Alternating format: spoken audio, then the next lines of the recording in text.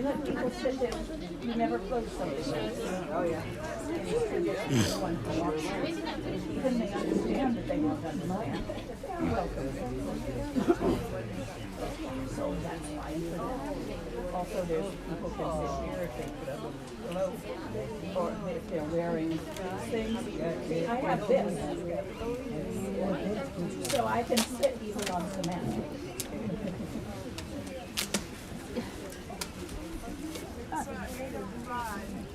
8:05? Yeah, I'm about Start filming. Okay. One moment.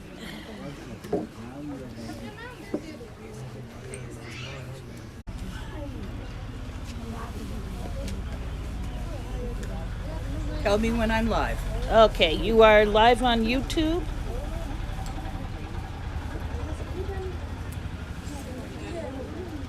Okay, there we go.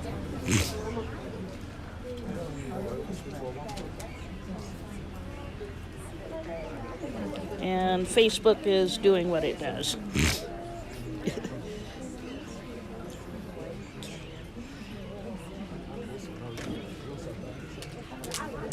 There's two. Okay, but YouTube should be up by now. Okay, we are broadcasting to you. Which is YouTube, on the phone or the iPad? On the phone. We are broadcasting to you from India at the Lotus Lake, which you can see a bit in the background. Now, this is supposed to begin at 8, but we are in India, where many words do not mean what you think they do, such as 8 o'clock. So things are just coming together. Can you take your phone out of its container and show? Oh, yes. And Facebook should be coming live now. Okay. So I want to show you what's going on. We are having a teaching in English, so we have here gathered the Western pilgrims that have accumulated. We have a couple of Tibetans with us who speak very good English, so they've come also. And then around the back, we have random people who don't speak English, but have come anyway. That is how it works here. Also, it is tradition. You never close something like this. You never tell someone you can't come. You explain that you won't understand the words. But many people will come for the blessing as well. Right now, we're waiting for Palga Rinpoche, who is going to be our honorable guest speaker, to come and get set up. But because of the way timing works in the West, there is expectation that we actually begin on time. Because of the way timing works. Here in India, that expectation is lacking. So nobody believed me when I said, guys, we're going to start at 8 o'clock. So here we are. Let's see. I think perhaps I shall start the opening prayers just to begin this. And perhaps take a few questions, because I'm running out of things to say to entertain you until Rinpoche gets here. However, Rinpoche getting here and the entire kerfluffle that will ensue with that, you will be here for. You will get to watch. This is traditional. This is old style. So, open to the public, out in the public. Anyone can come, no door fee, no charge, nothing like that. And there's a sense of freedom. This is a nay, so it is being given in a place which has inherent to it great blessings. Maybe I should tell you about the place before I do this. So this is the Lotus Lake. Long ago in the kingdom of Mandi, which is just down the road about 45 minutes to an hour, depending on how the road goes from here. That was a city-state, a kingdom. In those days, it was called Sahor.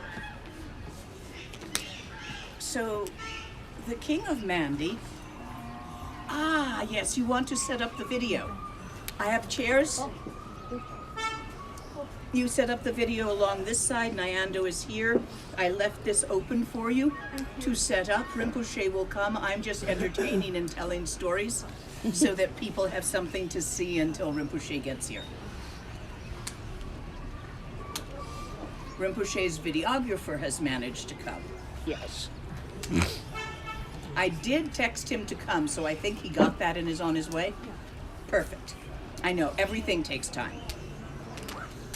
So the Princess of Sahor was very learned in the Hindu religion, the local religion, but she did not want to be a princess. She wanted to meditate. So one day she took off all her jewelry and broke it as a sign of renunciation and ran away. Oh, actually, no, I am mistaking the times. It was not Hindu here, it was Buddhist. So she was learned from scholars in the Buddhist religion, but it was not trained so much in the meditative and the tantric lineages, mostly the scholars.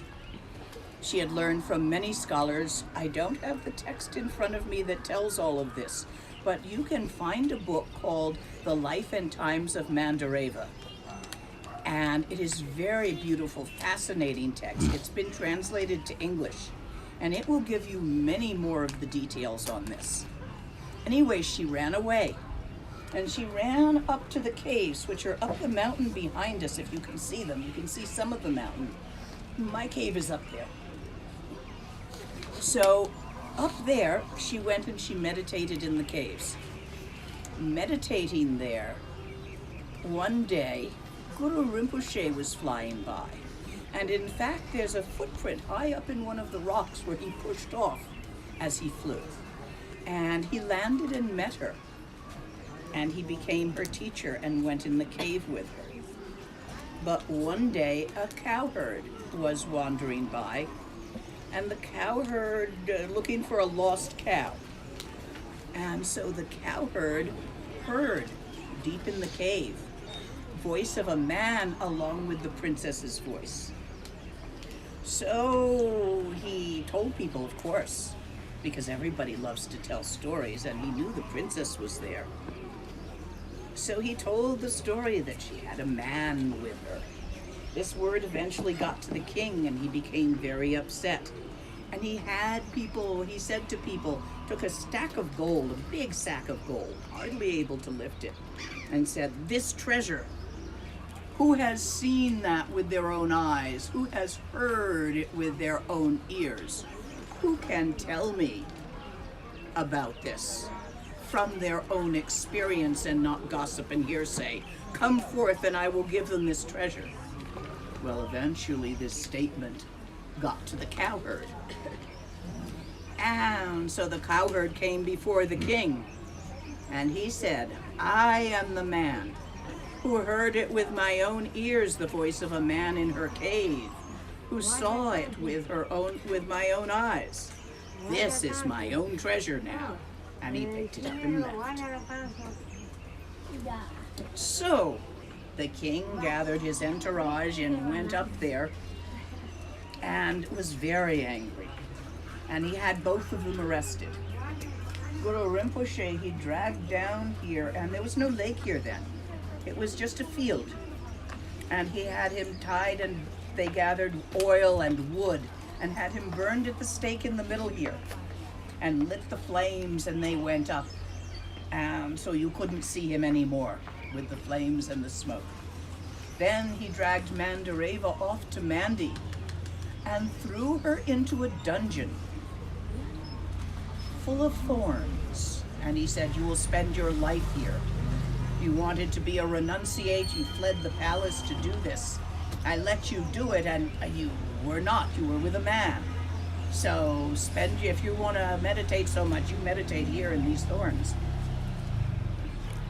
So that happened, and then they saw the smoke from here, from Mandi.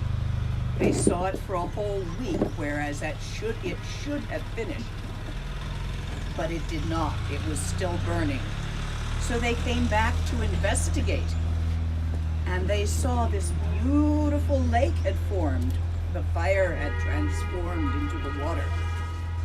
And in the middle on a lotus was Guru Rinpoche. As I understood it, the flames got his clothes. So the king took off his clothes, his own clothes that he was wearing. He saw that this obviously was not an ordinary, just a guy in with his daughter, but a great magician, a great siddha. So he offered his own clothes to Guru Rinpoche, and the statue up there, if you can see it. Do you see the big Guru Rinpoche statue? This is the form of Guru Rinpoche wearing the king's clothes. It's why he looks so majestic.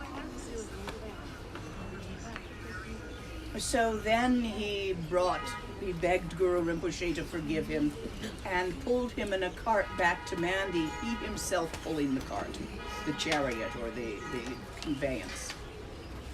In Mandi, he asked Guru Rinpoche to teach his court and the people. Then he went to his daughter and asked her to come out and for not to be in the dungeon. And she said, no, my father has put me here. Okay, I accept. I will just sit here. So, remaining there in the dungeon, she wouldn't come out. And he sent all different people to try to bring her out. He even came himself and apologized and tried to bring her out. Nope. He finally sent her mother to cry at her. That worked. Because generally moms can get you to do what they want if they cry at you.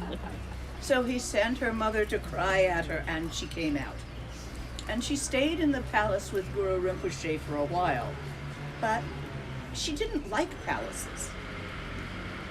So after a while, she wandered off and traveled around as a wandering teacher and wandering lama, wandering siddha. Guru Rinpoche remained for many years at the palace teaching, and she would come visit. But she just wasn't into palace life, apparently. So I highly recommend, if you find this story interesting, that you read the details that I don't really have time for, or with my old white hair, the memory for at the moment. There are many, many details in the book Mandareva. Does anybody remember? Life and Times of Mandareva is the title. Does anybody remember who the translator is? Or publisher? I know it's available online. You can get it off of Amazon. Oh, it's here in the library. Tenzin Pulchen, would you come up for a moment?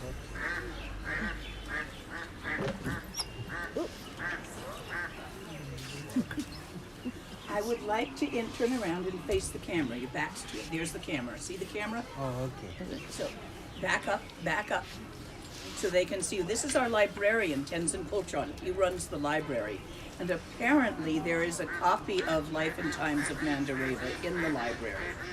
So you can go to the library and read it, and you can write down like publisher and things so that you can get your own copy on Amazon. Good book. We have one. If somebody has borrowed it, we have to wait. Otherwise, we have one. Okay, thank you.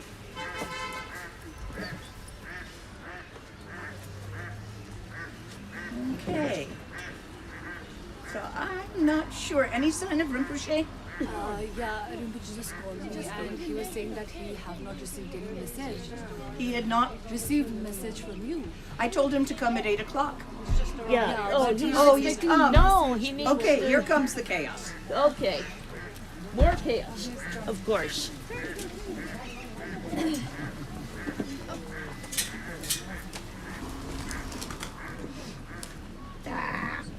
I'm terrible with these scents. I always drop them on the floor.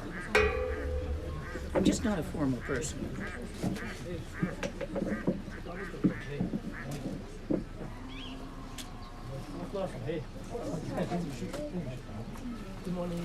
Rinpoche, would you like to sit in this one or I'm this okay one? with anyone. Anybody's fine. You were sitting here, or you? I had started Okay, here. okay. I've been telling them the story of the lake and how it formed. Oh, great, great. Okay, Nyando, have you got the YouTube up and running? Yes.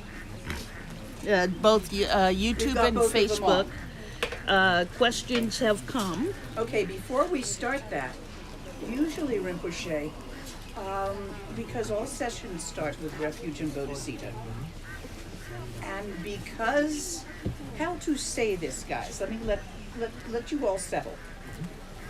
You can take a chair over there if you want one. What? Oh, she's saying it's looking a bit dark in the camera. It's looking a bit dark in your cell phone. Ah, How's it? Hold on. no, it's You can't. Can you see? You can see Rinpoche. You can see me. yeah. Let me see if I can I? Yeah, better focus. Then there's still the background, the statue up there. If you tap on us, if you tap your finger on us, There we go. sometimes it focuses. Oh, yeah, anyway, it's a bit dark. Yeah. All right. So if the light improves, we can shift it here. Okay. Okay. Has everyone found their comfortable seats? Not yet. Almost. I sent you a message and then I told you to stop. But don't worry about it. It's working perfectly. They needed to know what the lake was anyway. So, usually, traditionally, we combine refuge and bodhisattva in Guru Yoga. This is because in the fourth time, beyond time and space, where all stories are complete, where all sentient beings and all Buddhas are in no way separate. When you pray to your teacher and the lineage, you are including all Buddhas of the three times, and so all sentient beings of the six realms. And as such, doing this, refuge, this is the refuge. Enlightenment is the ultimate refuge. And all other refuges are symbolic of that. Bodhisattva is recognizing the Buddha nature.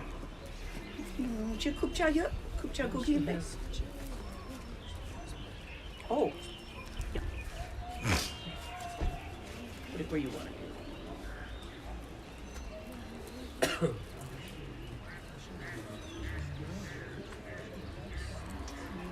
Okay, now I'm properly mic'd for his system too.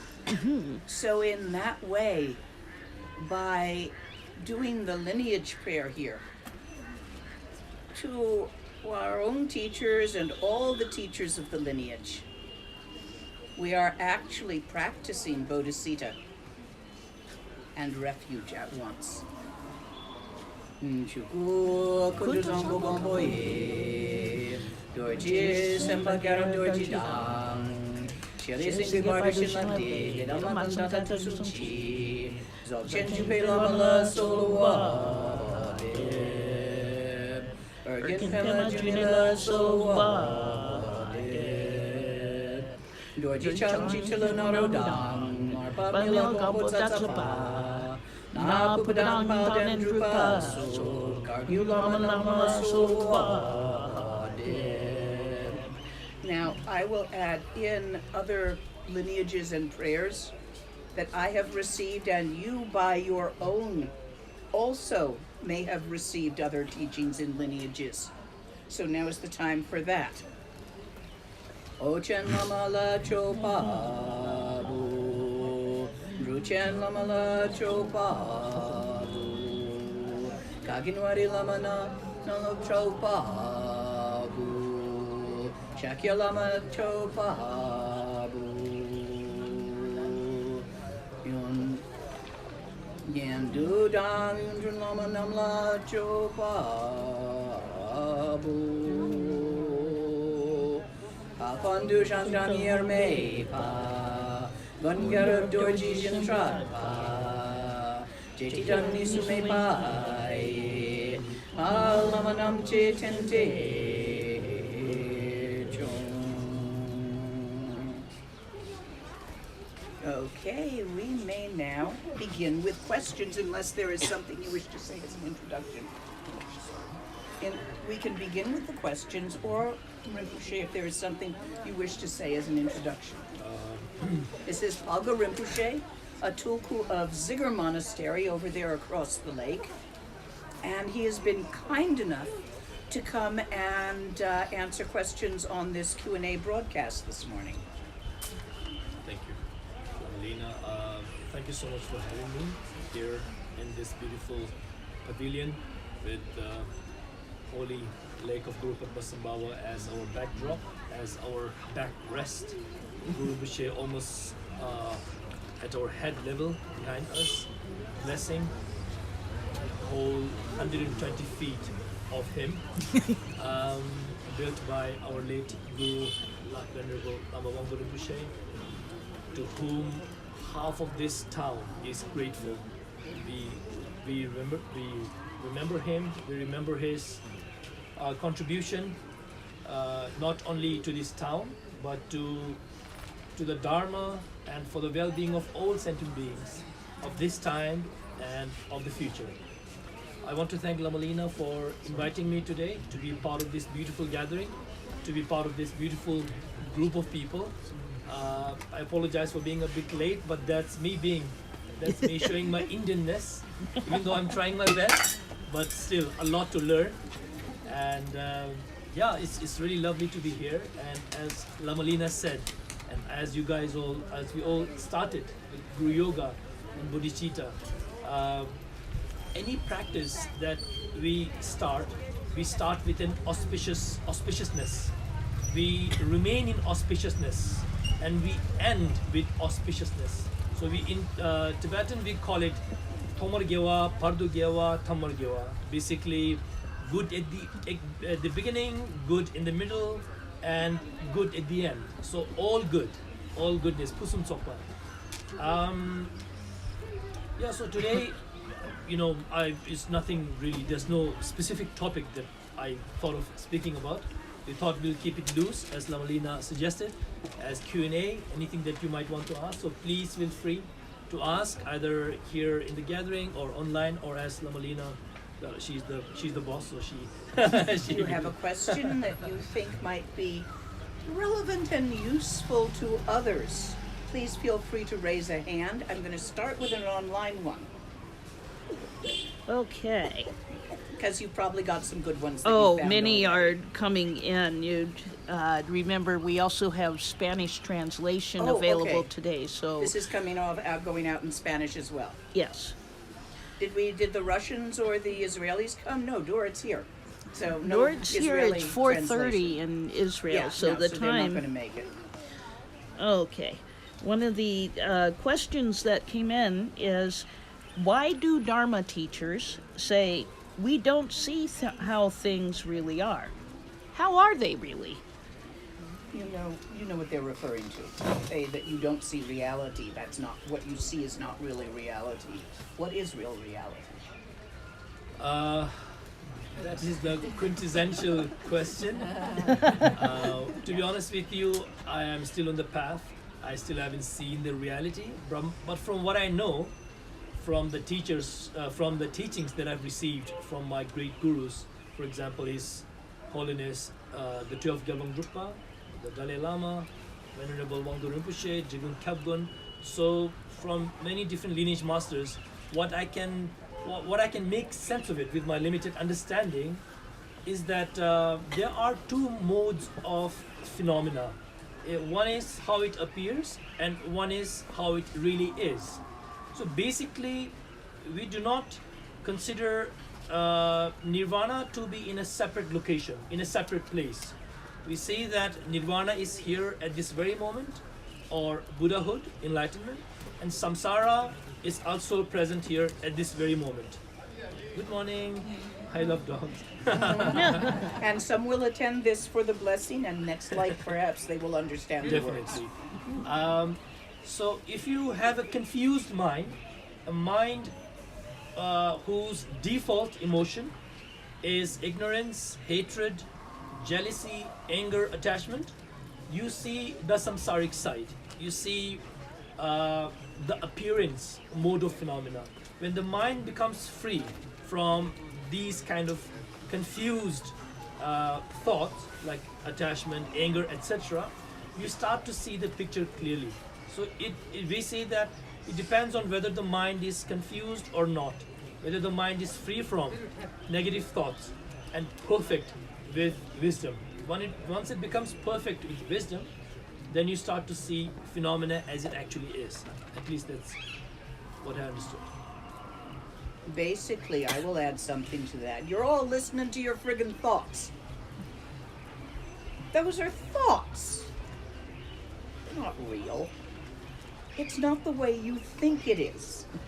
You think reality is what you think reality is. Nuh-uh. Those are thoughts. Beyond thought. Beyond concept. As you practice seeing through the transparent thoughts, you will understand this. There is an unthinkable, inconceivable reality that the Buddha sees. Because he, the Buddha, all Buddhas, all sentient beings at the time of enlightenment, they do not believe their thoughts. So you want to practice that.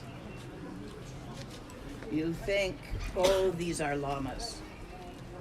You think, oh, these are ordinary people. You don't think like that. That is not a useful thought.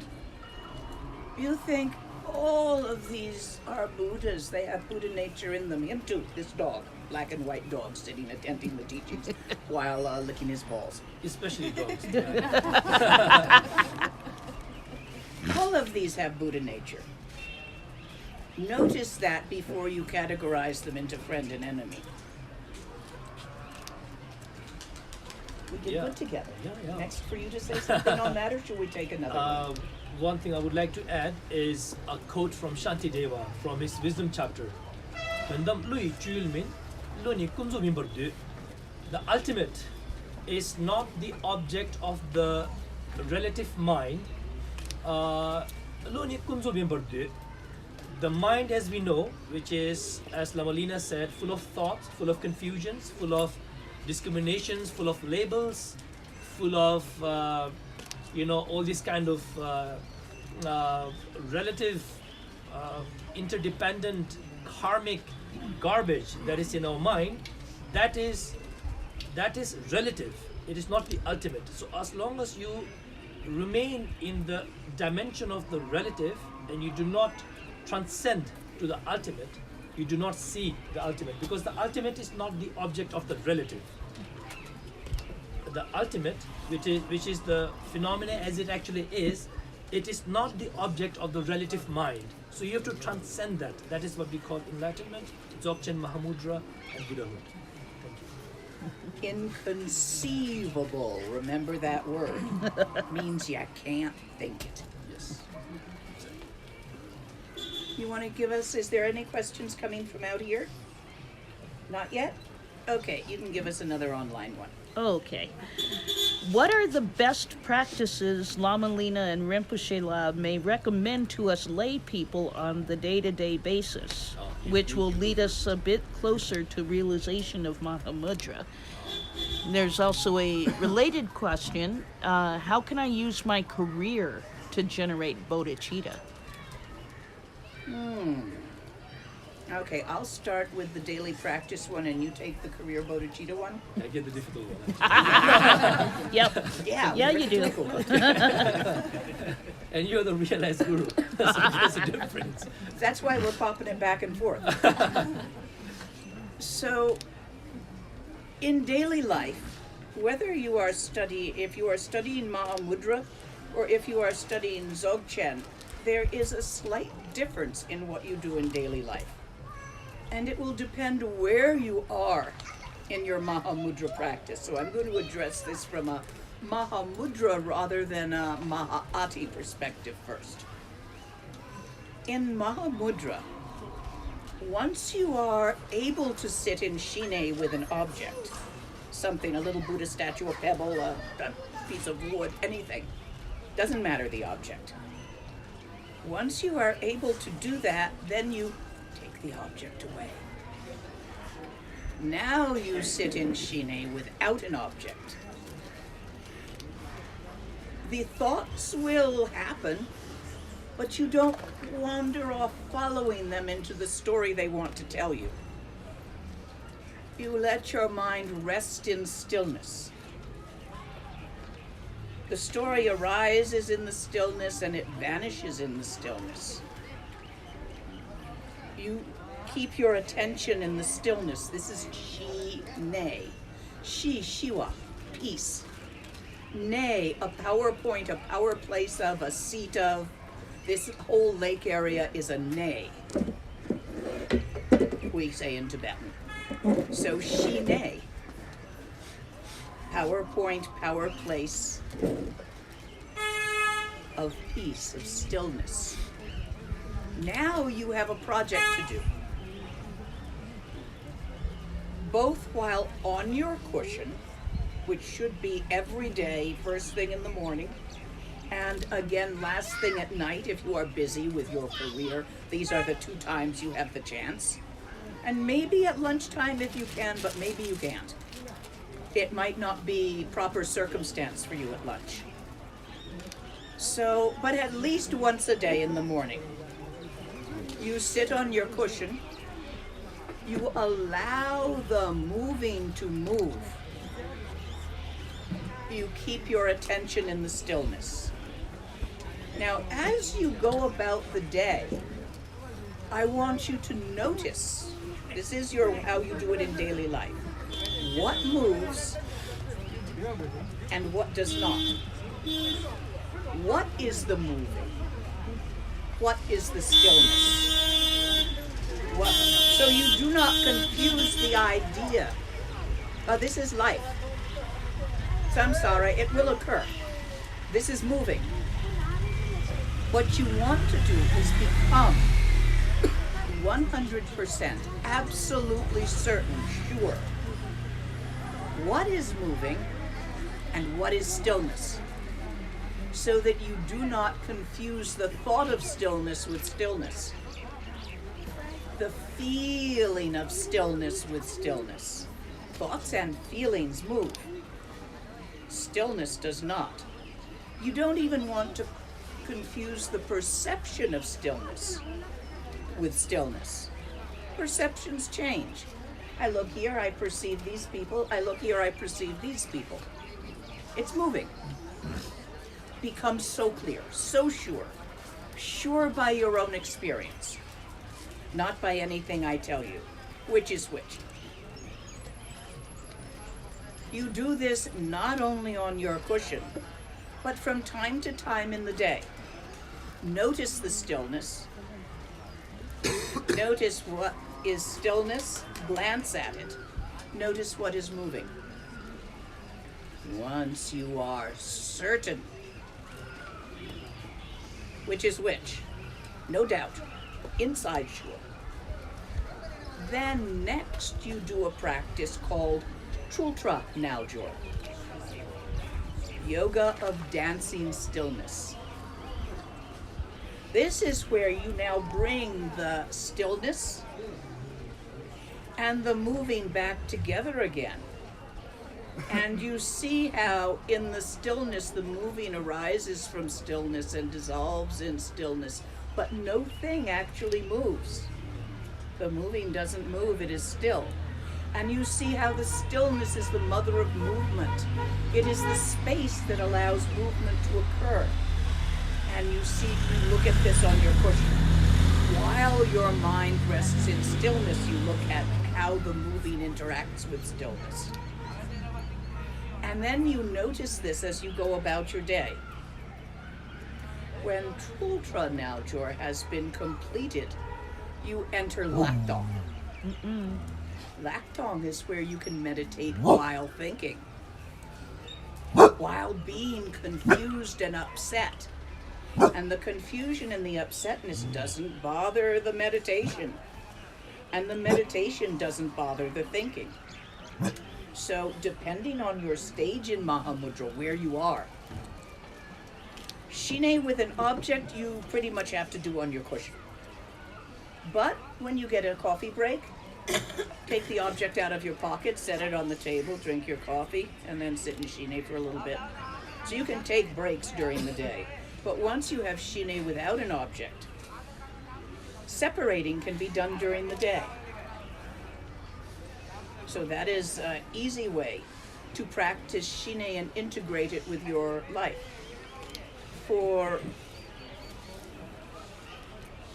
Maha'ati, you practice Gom, second word of Garab Dorji, and I'm not going to go into detail on that here because the question was asked of Mahamudra. I would just like to add, a couple of lines to it.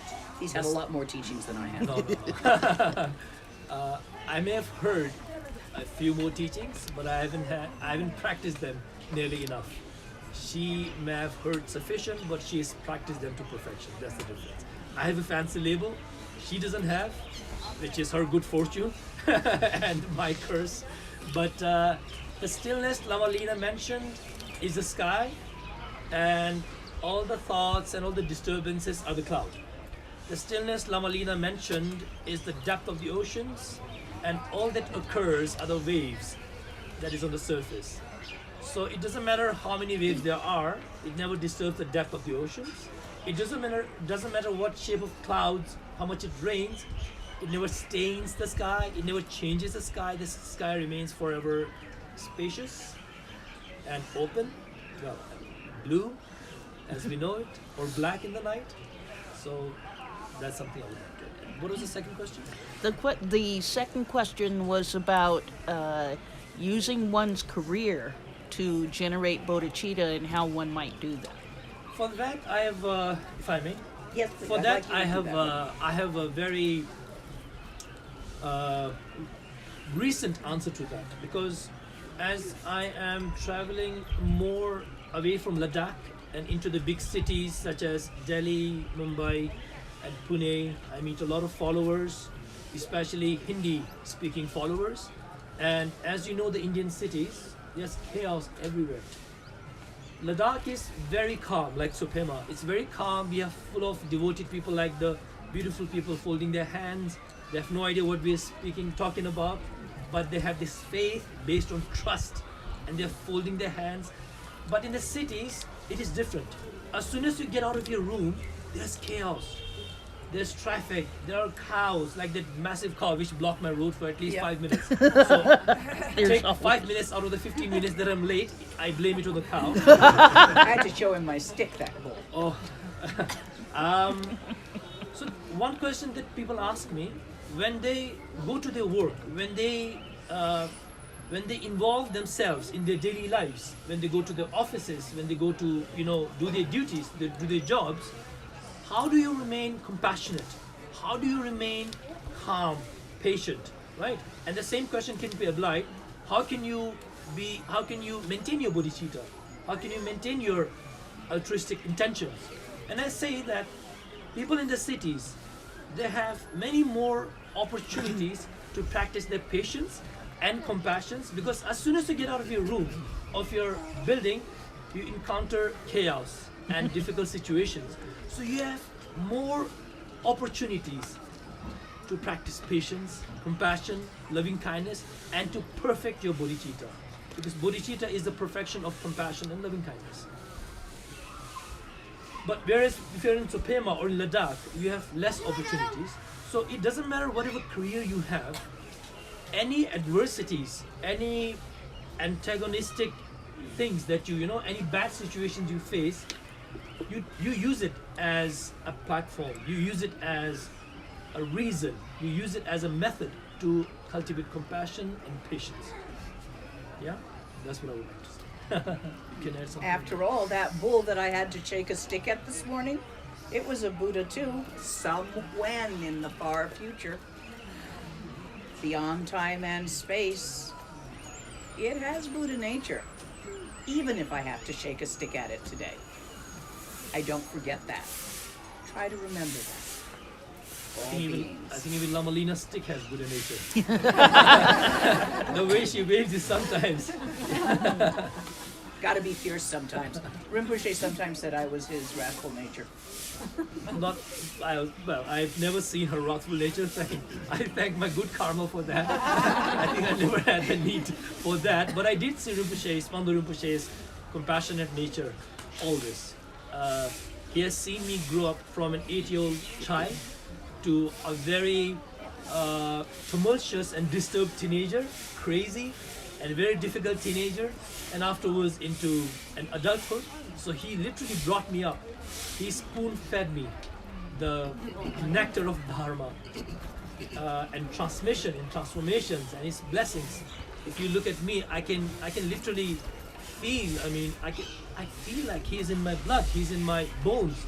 He's in my marrows, because I ate what he gave me.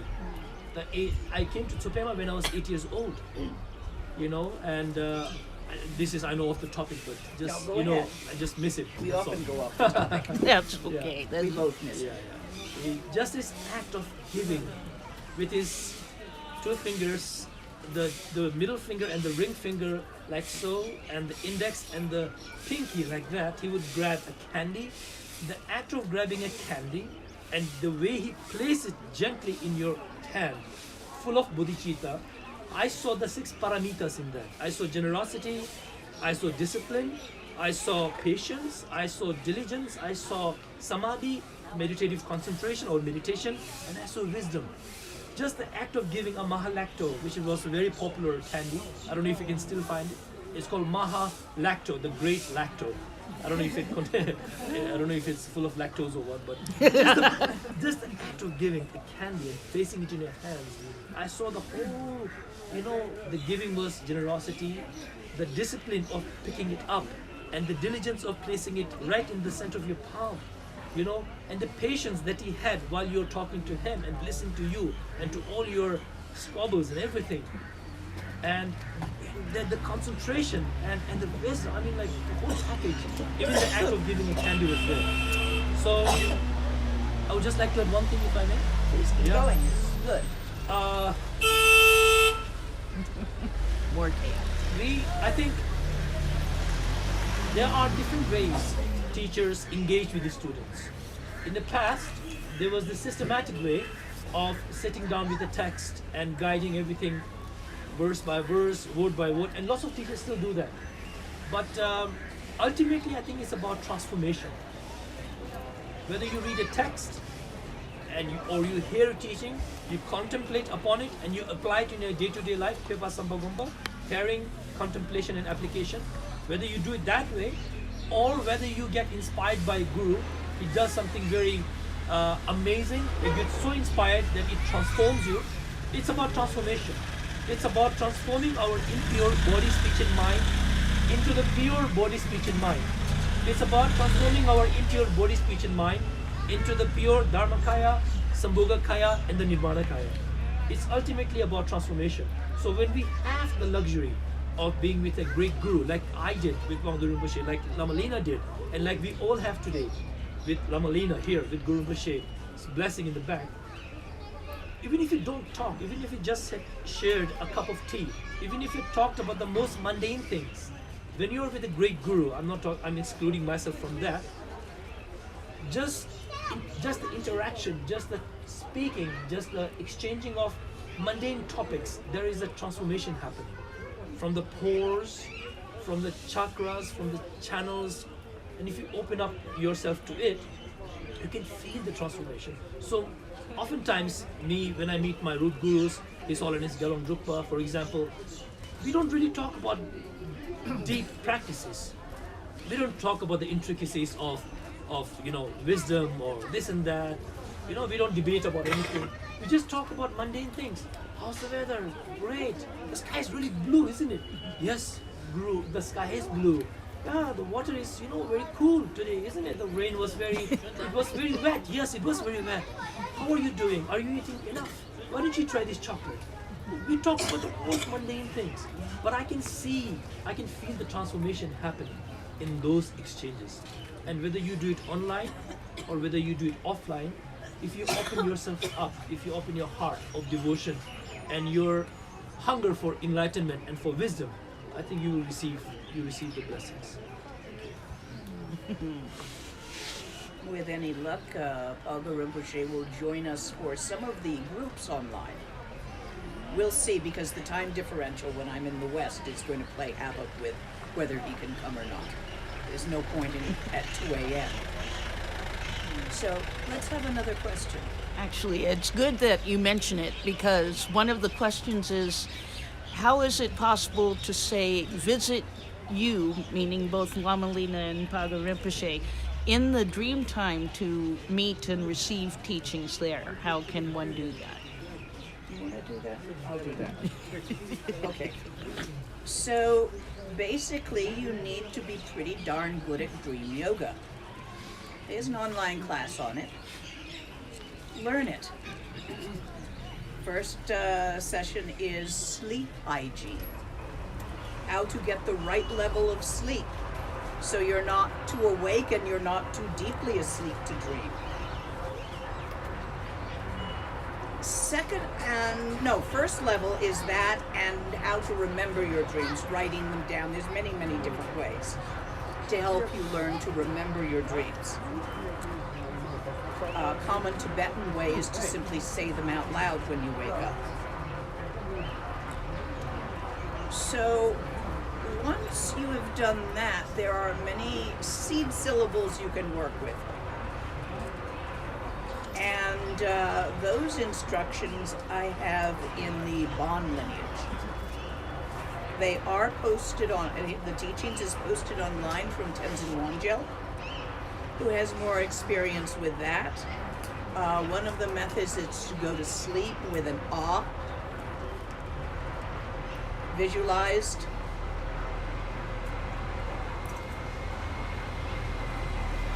It is transparent, white, transparent, but on a red background sphere. And slowly that will help you recognize that you are dreaming. When you recognize you are dreaming, now you have some control, not a lot. Then in your dream you pray. By speaking in the dream, you pray for what it is you want to do, whether it's to go to the land of the Dakinis and receive teachings, whether it's to meet the original Buddha, whether it's to come here to this place because it's a PowerPoint. And very often that prayer in the dream will be fulfilled in the dream. So that's the short version of how you do it. But it's a skill you develop to have awareness in the dream that you're dreaming, and don't be expecting to find that every night. Sometimes you just need to sleep. Sometimes you just need like the kind of dreams that process all the stuff that happened in the day. But maybe a couple of times a month you might have a lucid dream. Use it to what you choose in this way. What will you add?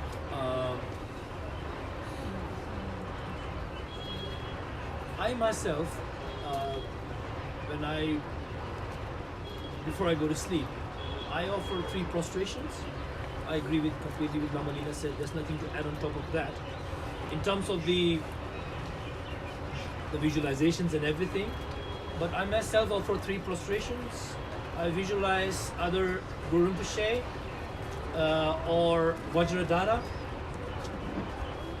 at my heart chakra, which is my root guru, His Holiness the Gelwang Drukpa, and I go to sleep. That for me is how I practice my dream yoga. It's a very simple method of practicing dream yoga for me. There's not the detailed way that Lama Lena explained, so there's nothing to add on top of that. And if you sleep with the intention of bodhicitta, thinking that even I need to sleep in order to rest my body, I need the body because this is the only vessel I have to accomplish enlightenment or to accomplish anything, whether it's mundane or whether it's something great, whether it's for us or whether it's for others, we need this vessel to be fit. So you need to watch what you eat, you need to watch how you sleep, how you rest. That's why I'm a big proponent of exercises. If you check my Instagram, there are lots of, and those are not to show off, those are to encourage people to work out. And the age that we are in it these days, you know, the modern age, that seems to catch people's eyes. So it is my method to tell people that they need to take care of their bodies. So when you sleep, when I sleep, I imagine that my guru is at my heart chakra, at a very small rose, lotus petal, like lotus, and he's in the center. Palden sawe Lama Rimpoche, Dagi Gungar Padme Sendola, Dharma me par takpar june kya kusun to ki chingi la puso. My glorious great master, you are sitting at the center of the lotus at my heart chakra. Never separate from me. Never separate from me and always bless me. I make that prayer and I think that I need to rest so that my body gets, well, my body stays fit and then I will be able to perform my duties. Then I almost always have wonderful dreams. I see my gurus, most of the time is Gyalwang Drukpa, and he's offering me a watermelon, he's giving me some milk, he's giving me some honey, some sugar. And if you look in the manuals of the great Dzogchen teachings or Mahamudra teachings, when you analyze your dreams, these are how you see the one of the questions I get asked very often is, how do you measure spiritual growth? Right? If you're a businessman or a business person, a businesswoman, you can measure your business very easily. You can see how much money you made versus how much you spent. That's how you can measure. You can measure the zeros of the money that you make. If you're a politician, you can measure in terms of votes. Yeah? And if you're a singer, you can measure how many people there are in the concert. Okay? And like so on. But how do you measure spiritual growth? It is not the amount of malas you wear on your neck. It is not the brocades you wear. The kind of dresses that I unfortunately have to stick to. And I don't have the liberty like Lama Lena. I would love to wear one of her hats. Really. My head was cold. Would you like to wear my hat? Next time. Thank you. My Just head is brief. probably colder. I have hair. I have a big head.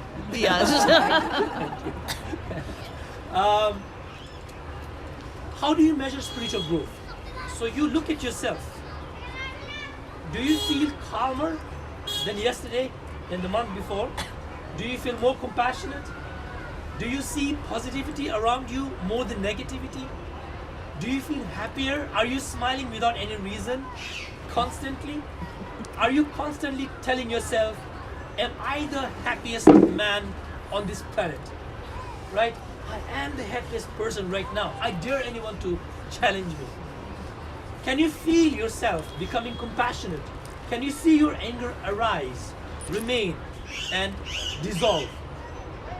These are the measurements of spiritual growth. Also, when you sleep, are you seeing your gurus? Are you seeing the Guru Rinpoches? Are you seeing exchanges of milk, of honey, pizza? Yeah, I don't know, whatever you like. I'm a vegetarian, so yeah, maybe a nice margarita pizza sometimes. You know what I mean? So that's how we measure our spiritual growth. I think that is something that very important I would like to share with everybody. Yeah, and to see whether your ego is getting less, whether you're becoming more humble, more down to earth, and so on. Many of you will find the seed syllable method that I have taught online with Geshe Tenzin Wangyal a little bit too fiddly for your pleasure. Do it his way.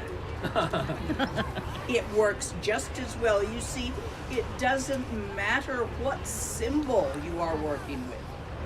Ah is simply a symbol. Your teacher in your heart, this is also a symbol. Dreams occur in symbols. So doing it this way is just as effective as all the fiddly seed syllables. It just depends on what you've been trained in. One thing I would like to add on the original question of stillness. That was a very profound question. The stillness and the thought. As you observe right now, there is a bus behind us trying to navigate around this group of people. There is a huge, I don't know, God knows what it is, a huge tractor and a machine, a generator. There are people talking. You can hear some birds and so on. So when your mind is disturbed, when your mind is not acquainted with stillness, these things bother you. Our thoughts make a lot of noise. They are there. The way I see meditation is your thoughts don't disappear. You don't stop thinking. Some people think that meditation is just not to think or to be like a zombie. But then that's like a dark person, right? If you don't have thoughts, if you don't have emotions. Yes, you do. You do have thoughts, you do have emotions. I do think. I think, okay, this is way past 8 a.m. I still haven't received any messages from Lama Lena. I better check my phone, or maybe they're busy. They're setting it up, and I better hurry. So I do have thoughts. But the thoughts that occur compared to thoughts that I create, especially thoughts that occur, don't disturb me as much. There are thoughts, but it's like a car driving silently without blowing the horn. Yeah, there is a car, but if your mind is disturbed, it is blowing the horn. Beep, beep, beep, beep. If the mind is calm, if you are acquainted with the stillness, there is no horn. You just see the car silently passing like an electric car. Good for the environment, good for the airs, good for the pollution. And like people walking around. They are walking, but they're walking silently, just folding their palms in reverence. They have no idea what's going on in this pavilion. They see this Rinpoche or monk dressed up and they just fold their palms. They see this yogi here with her cool hat. They have no idea what's going on. But people don't shout, hey, what are you doing? So you do have thoughts, but they don't disturb you. That's what I want to do. One of the signs of spiritual practice is that your thoughts don't bother you none. It doesn't mean you don't have them. Practice that. That will occur naturally as a result of actually getting the third wand, where one holds up a crystal silently, showing transparency, being the symbol of the utter transparency of thoughts. You don't have to stop them, just look through them. What he said, in different words, because that is important and it needs to go in. Do we get another question? Sure. Earlier you talked about keeping the body healthy. There have been a couple of questions about the combination of eating meat with Dharma practice and how to address that, and also how to address that if, say, you have a pet like a cat or dog who needs meat to stay alive, even if you do not. You go talk as a vegetarian. I'm the vegetarian, so I will Yeah. talk as a not vegetarian. Yeah, maybe some Vegetarians non-vegetarians better, who may but not like everybody my can. answer so much, so let me face a little bit. Okay, I will speak solely from my own experience and my own thoughts, and these are mine. Okay, there are practitioners who transcend vegetarianism, who transcend certain karmic limitations. I'm not. I'm still bound by karmic limitations, and to transcend my karma, I need to watch my karma. Like how they say, watch what you eat for the sake of your body, and also watch what you eat for the sake of your karmas, for the sake of your spiritual journey. In Buddhism, as much as I know, and the sutras that I've received the teachings of, especially Lankavatara Sutra, going to Lanka, Sri Lanka Sutra, when Lord Buddha went to Sri Lanka, he talked about vegetarianism. He, I think, basically ate whatever people offered him, because he was a beggar by choice. He was a prince who chose to live as a beggar, as a wandering beggar, and he begged for food. That's a fact. and beggars can't be choosers. So you cannot say like today I would like some fish. Today is such a such day, is not very good for my health, so I might like some vegetarian food. Tomorrow I feel like I want to eat some goat meat or whatever. So he did talk about vegetarianism. I think in my own experience, I used to eat meat until 2017, March 2017. I ate meat not because of choice, but because of culture, because of the people around me. I'm half Tibetan, my father is Tibetan, a lovely man. I hope you all will meet him one day. Really, he's amazing. But then being a Tibetan, well, Tibetans usually they eat meat. Ladakhis also do.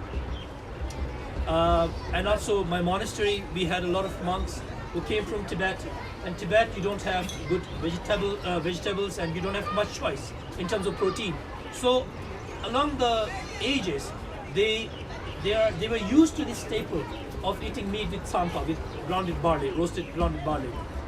So I used to eat meat, but then I noticed that I could not advance my practice. I could feel myself becoming angry at simple things. Yeah, I could not cultivate compassion. I could not understand the meaning of compassion. I did not like being loved, or I was hungry for love, but because I had such a difficult upbringing, I had a very difficult childhood. That monastery you see, Zigar Gompa, and the small room where some of my friends, and Lama Lena was there yesterday, that's where I grew up. That's where Wangdor Rimpoche and Zigar Rinpoche put me in. And I did tutor, and he used to beat me almost every day. If you look at the scars on my head, this is a sign. And so I had lots of anger issues, and meat certainly didn't help. So when I became a vegetarian, I could feel a drastic change in how compassion naturally arose in my mind, how I could practice patience easier, and how suddenly the Dharma seemed to make more sense. It was like a veil has been lifted. Yeah? It was hazy, but it was not clear. So for me, being vegetarian did that. And how I became vegetarian, I was actually on my way to Mandi to eat some chicken. I abstained from eating meat for 1 month during the holy month of Buddha Purnima, when Lord Buddha became enlightened, the 4th month of the lunar calendar. And afterwards, me and my attendant, we thought of going to Mandi to enjoy ourselves, have a nice party, have some meat. But on the way, I saw this, and Lama Lena talked about Buddha nature. Lama Lena talked about every sentient being having the essence of enlightenment.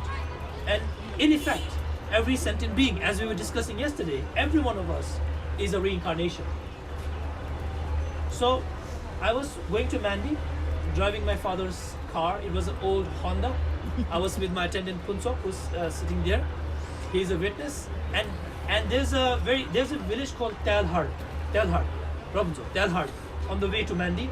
And there's a narrow passage. And right now the roads are much better. But in 2017 the roads were not good. We didn't have barricades on the side. If you fall down, you're done. Before you reach the bottom, you reach up. Right? And there was a big camper, a big pickup truck full of chickens in cages, and they were heading to Tsopema. I was heading to Mandi, and one of those chickens, they were all stuffed in the cage, like potatoes in a bag, like in a rucksack. And I could see one of the chickens through the grills. Her beaks were out, literally protruded. She could not even breathe. She was literally stuck, like in the cartoons, when they get stuck to the wall and they slowly slide like that. And the eyes were bulging out and couldn't even blink properly. And I caught the chicken's eyes because I was being careful with my father's car. He loved his car, the black Honda. Yeah. Mm-hmm. He was very particular about it. So he said, drive it carefully. And I was like, chalo, which means go, right? Pass. I was trying to scratch it. And I was looking at the other car also. I was looking down, and I looked at the chicken, and I caught the chicken's eyes. And in that moment, there was, what do you call it, an epiphany? Mm-hmm. There was this there was an aha moment in my mind. Something clicked, a switch, yeah? And I could feel the Avalokiteshvara of the chicken. I could feel the Manjushri, I could feel the Vajrapani. I could see Guru Rinpoche in that chicken's eye, and I could especially feel Avalokiteshvara. You know, the compassion, like the chicken was telling me, don't eat meat. Yeah? Stop eating us. We are sentient beings, we have Buddha nature. We are not to be eaten. We are to be loved, we are to be lived with, we are to be pampered, we are to be petted, you know, we are to be taken care of, and we are here with you. We are not here for you. We are here with you, we are not here for you. Right? That teaching of Gyalwang Drukpa, my root guru, His Holiness the 12th Gyalwang Drukpa, clicked in my brain, in my mind. So I said no more. I couldn't. But that was Avalokiteshvara, Lama Lena. Yes. That's the manifest. So we say that everything is Nirvanakaya, everything is Buddha, right? We talk about it in the pure view of Dzogchen or Mahamudra. In order to achieve enlightenment in one lifetime, you, like Lama Lena said, you cannot separate us from you. You cannot have prejudice, men, women, Kinoris, Westerners, you know, this and that. You have to transcend, you have to see the essence. Only by seeing the essence, you merge with the essence. You get acquainted with the essence. We are acquainted with the face, we are acquainted with the color, we are acquainted with the hair, we are acquainted with how we speak. But we are not acquainted with our natures. We are acquainted with the names that people give us, Palga Rinpoche, Lama Lena, Nyondo, etc., etc. We are not acquainted with our true nature, which has no labels, which is beyond labels, which is beyond description, which is beyond convention, which is beyond this relative mind. And for that, you have to transcend everything. Sorry, I went too far. No, this is the kind of teachings that we need. Nyando, may I mention your thalassemia? Yes, absolutely. So, if you possibly can, listen to him, be vegetarian. If physically you cannot, for example, Nyando has an inherited disorder called thalassemia. Yep. She cannot absorb iron from pills and things. It's very hard for her to absorb iron. So she can only really absorb it from meat. If she does not eat meat and take pills, she would have to have blood transfusions. That's an extreme case. Some people with thalassemia have to have them anyway, blood transfusions every month. In my case, I was able to be vegetarian very well while young. But at a certain age, I stopped being able to absorb B12, except by injection. So I either take a shot every week, which can be difficult to get as you travel around the world, or I eat meat. So if your health requires you to eat meat because of what he talked about, this is your vehicle, keep it going, do what you need to. But don't pretend that isn't somebody. Be willing when your time comes to be eaten. There is a blessing. I'll give you guys the long end. You can find it on my website.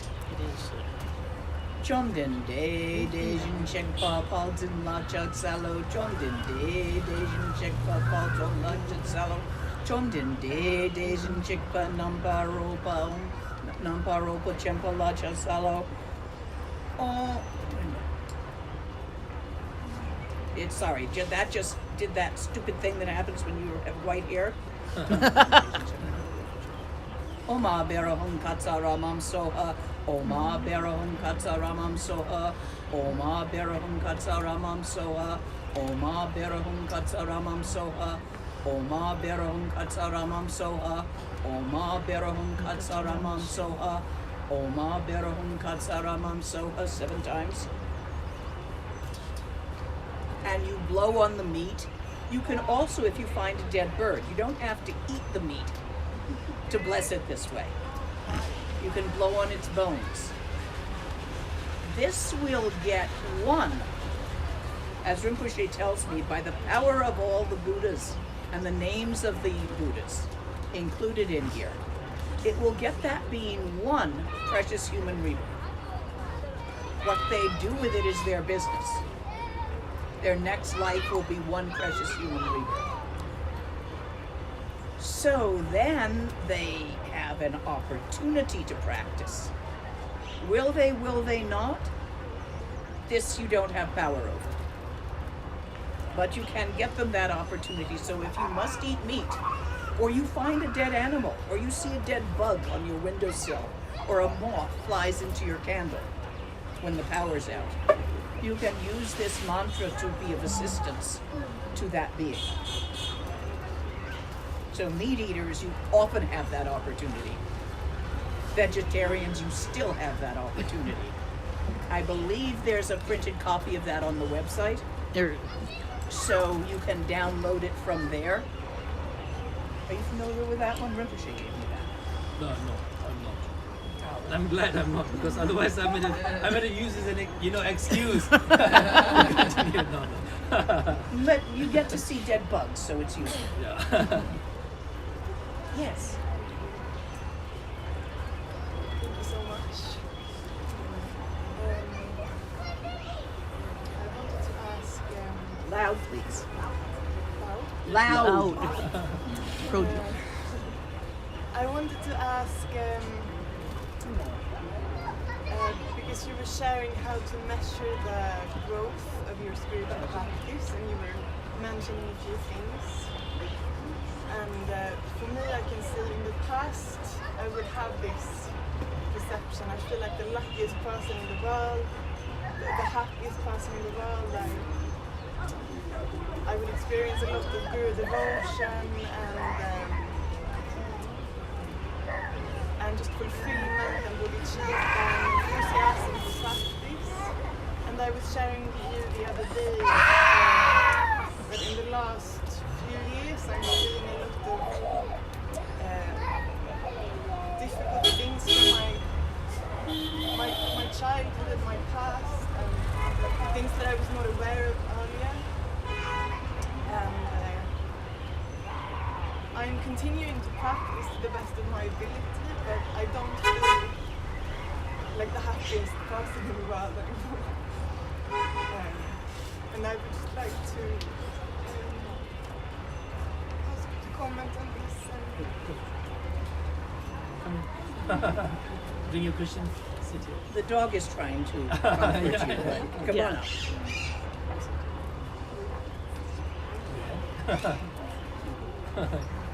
So, nothing is ever like this. Life is bumpy. You're actually doing well. Yes, to feel happy is wonderful. To feel like the happiest person in the world.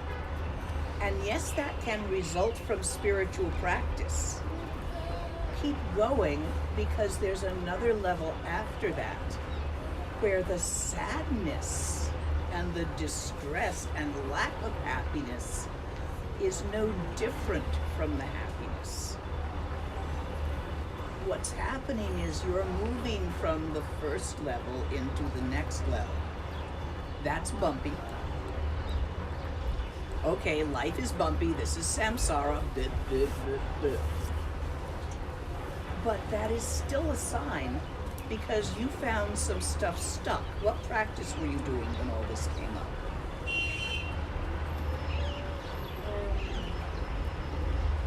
Well, I'm doing Tara practice, and so my main practices are Tara practice and a practice that Rinpoche has given me on breathing and sound meditation. Nice. So a lot of times when people are working with the 6 lokas, this stage occurs that you're going through right now, where it's not happy. Sometimes people doing Vajrasattva hit it. It's a sign of purification. If it was all happiness to happiness, that would be fine if we had perfect karma. Guess what? You had infinite lives back there. You've been a mass murderer. We all have. You've been a saint. We all have. So do expect karmic bumps. The trick is to work with the emotions as they occur, so that eventually confusion and wisdom arise as the same thing. Happiness and sadness arise in the one taste of pure energy. But you don't get there with only happiness to experience. You need these bumps. Exactly. Yes. Like I said, I feel like sometimes, you see, samsara is often depicted as a circle, right? Circular. But a circle is perfect. There are no bumps. I see samsara as the roller coaster I went in during Oktoberfest in Germany in 2012, I think. I will not go into the details. Those were the crazy days. Yeah. Samsara, I see it's a loop, but it's like a roller coaster. There are ups and downs. It's not perfectly circular. So, like Lama Lena said, in this samsaric world, we have big loops of life and death. We are stuck in small loops of inhalation and exhalation, of eating and going to the washroom, of blinking and opening our eyes, of raising your hand and putting it down, right? We have small loops, we have big loops. We're stuck in so many different loops, different cycles. But the cycles are not perfect. They are like this. They're like a roller coaster. They do come back, but then they're like a roller coaster. I said that sometimes I feel I'm the happiest man in the world. That's when the roller coaster is slow. I have no idea it's going to ascend. Then when it starts going up, I'm like, okay, maybe this is not very nice. I'm not feeling very happy. When I'm coming down, I'm feeling very scared. I'm feeling very, I'm so scared. So sometimes when I see the suffering of human beings, especially when I see the suffering of animals, of innocent animals, because as humans, we are full of methods. We can lie, we can cheat, we can run, we can find so many ways to escape difficult situations. But animals can't. They can just wag their tails and they can just stick out their tongue. All they need is a biscuit and maybe some love, maybe some pets. But humans, we are very resourceful.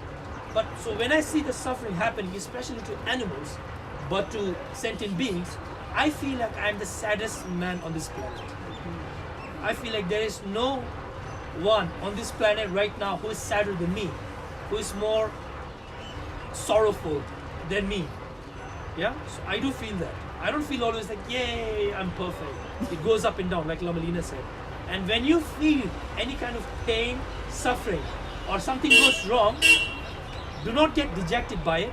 Use it as an inspiration.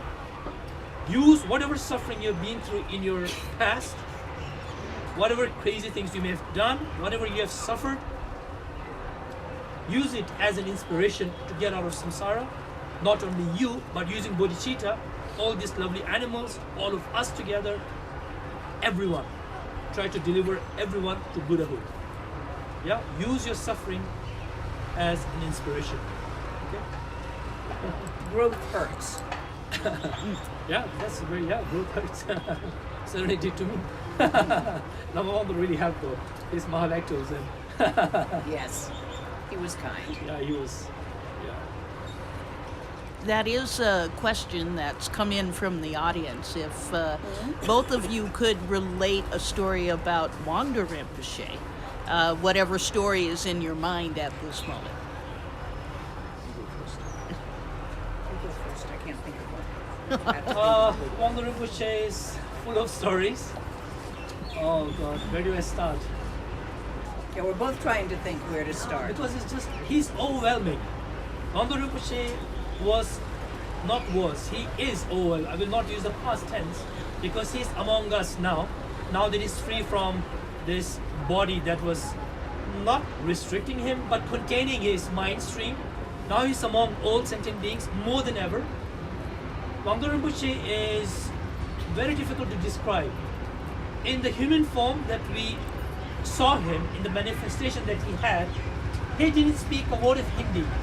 He didn't speak a word of English. He didn't know how to put 1 plus 1 is 2. He had no idea how to navigate from Mandi to Tsopema. It He was had- walking in those days. Yeah, he was absolutely, didn't have the tools that I fortunately have. I speak a bit of English, I speak a bit of Hindi, I've seen the world a little bit. But he had the ultimate tool of love, loving kindness and compassion.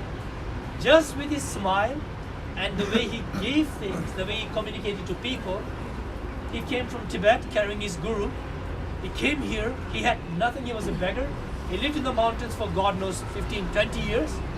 She was the lucky one who got to spend those personal years with him. She transcended all these things, so these things don't apply to her. It applies to the rest of us. He used the languages of compassion and bodhicitta, and the examples are so much. You ask anyone in Rivalsar, you ask anyone who's met him, they will be speechless like me. But I will say, wow, he used to give me a lot of candies. He used to give me a lot of things to eat because I had a very difficult childhood. Rinpoches in the Kampa tradition, especially in the Dzigar Gompa Kampa tradition, it's very strict. You see my room over there on the left wing, right from how we see my room. These days Tsopema is very loud, but in those days Tsopema was very quiet. Yeah, I used to open my windows. Tenzin Puchong here, Punsok, they've seen how I grew up. Tenzin Puchong used to bring me comic books when I used to stay in the caves. Yeah, I remember he brought some Tintin comics. I remember very specifically. He used to bring Tundup and Jorkyal, Payul magazines. Very beautiful stories about, about morality, about ethics. Anyway, so I used to have a very difficult childhood. I used to have to chant. I have to read my scriptures so loud. My teacher had to hear it while he was going around the lake. I had to chant at the top of my voice, and I suffered so much. Wangdor Rimpoche, I remember him always smiling, yeah, and giving something. This is the mudra. Picking something up, 100 rupees, 50 rupees, go buy something, because I yearned for love. My mother who's sitting here behind you all in the gray shawl, I was separated from her when I was 8. So I was hungry for love. Wangdor Rimpoche was my mother. He was my father. Yeah, he still is. And he gave me the candies my mother couldn't give me. He gave me the comic books. He gave me the Nintendos and the Game Boys. Yeah, he gave me the tennis balls and the cricket bats and the footballs. He gave me the momos. He gave me the rice and the dal. He gave me the pats. He gave me the encouragement. So, I don't know. I had really. I think the best story I shared was earlier, how he placed the candy in my hand. When Rinpoche first came here to Tsopema, when he got out of the hospital, he carried Tuxi Rinpoche out of Tibet on his back. Tuxi Rinpoche was a big guy. The previous picture. Yeah, the previous. But he was big, like 6 foot tall, and big. So nobody could carry him. They couldn't even get a horse to carry him on those tracks. So Rinpoche managed him. No matter what we did later when traveling, if I ever asked him, "Are you tired, Rinpoche?" Because I was, and I wanted him to end things. So a polite way of doing that, he'd say, "Oh no, this isn't tired." Because he would always compare it to carrying Tuxi Rinpoche out on his back. Anyway, he ended up in the hospital with TB for about 6 months and just run down and from the hardship of coming out. And then he went on pilgrimage. And as he was on pilgrimage around India, in those days, from Mandi to here, there was no road. You had to walk. So he walked here, and up, he'd read about in text in Tibet, he'd read about the Guru Rinpoche cave up there where Guru Rinpoche and Manjari practiced. So he went up there, and that cave was a little bit fixed up. He had some stones to cook on. It wasn't closed or anything. But there'd been a sadhu living in it. But he wasn't there. So Rinpoche managed to ask the villagers if he could stay there, or if it belonged to anybody. And the villagers said, oh, the sadhu is probably not coming back because he owes us a lot of money. He borrowed money, so we don't think he's coming back. So yes, you can stay, since Rinpoche wasn't borrowing money. So Rinpoche sat down in the big cave. He just sat there. And after a time, the local village, I think he may have had some sake with him. Hot water, sampa, good enough. And the villagers came to know him, and they would bring him food a little bit. Not much. One time I found an old photo of Rinpoche from those days that someone must have taken, with this big grin on his face. And offering of many biscuits and things in front of him. And he says, I remember that. I was really hungry, and I got the photo just before I dug into those biscuits. I had food. That's why I'm grinning so much. 4 years he was alone up there in that cave. Sometimes the snakes would drop and curl up on him while he was meditating to get warmth. So what can you do? You wait until it crawls away. You don't want to bother it. It might be poisonous. There were scorpions. There still are scorpions in season. You have to check your shoes before you put them on. Not now. It's too cold for them right now. But when it gets warmer. And there's snakes up there, but not too many because we have a lot of mongoose now. And there were wild peacocks all on the mountains, and you could hear them. And they sound like cats meowing. I don't know what peacocks Lama Lena heard, but I can it's better than that. Do a peacock No, voice. I can't. I don't want to do it online. They sound like cats, and they Maybe they sound only better can than play my a voice. peacock sound. I didn't do it well, he's right. Maybe it was peacock in season, no, like mating season. Lama Lena heard the peacock in mating season. They meow, they sort of a... Oh, did I disagree? May I share one story? Yes, If I may. if you're coming up with one. Yeah, I remember one because on the second day of Losar, which was on the 12th or the 11th. No, It was on the 11th. The 11th. first day was on the 10th. The second day was on the 11th. When we went to the caves, and when we went to the main temple where the nuns practice, you know, on the other side, we used to Wangdor Rimpoche and we used to do a lot of practices together, lots of pujas, lots of Anuttara Yoga Tantra pujas, you know. It was very heavy, very powerful. It would start at 5 in the morning and at 8 in the night with maybe 1 hour for lunch.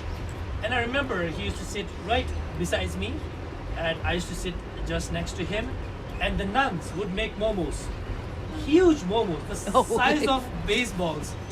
And the skin was very thick, the dough was so thick, but the meat was sumptuous, it was so big. And I would struggle with my small mouth. I was 8 years old or 9 years old. And I have a small mouth, you know, I can't fit this huge momo in my mouth. It was this big.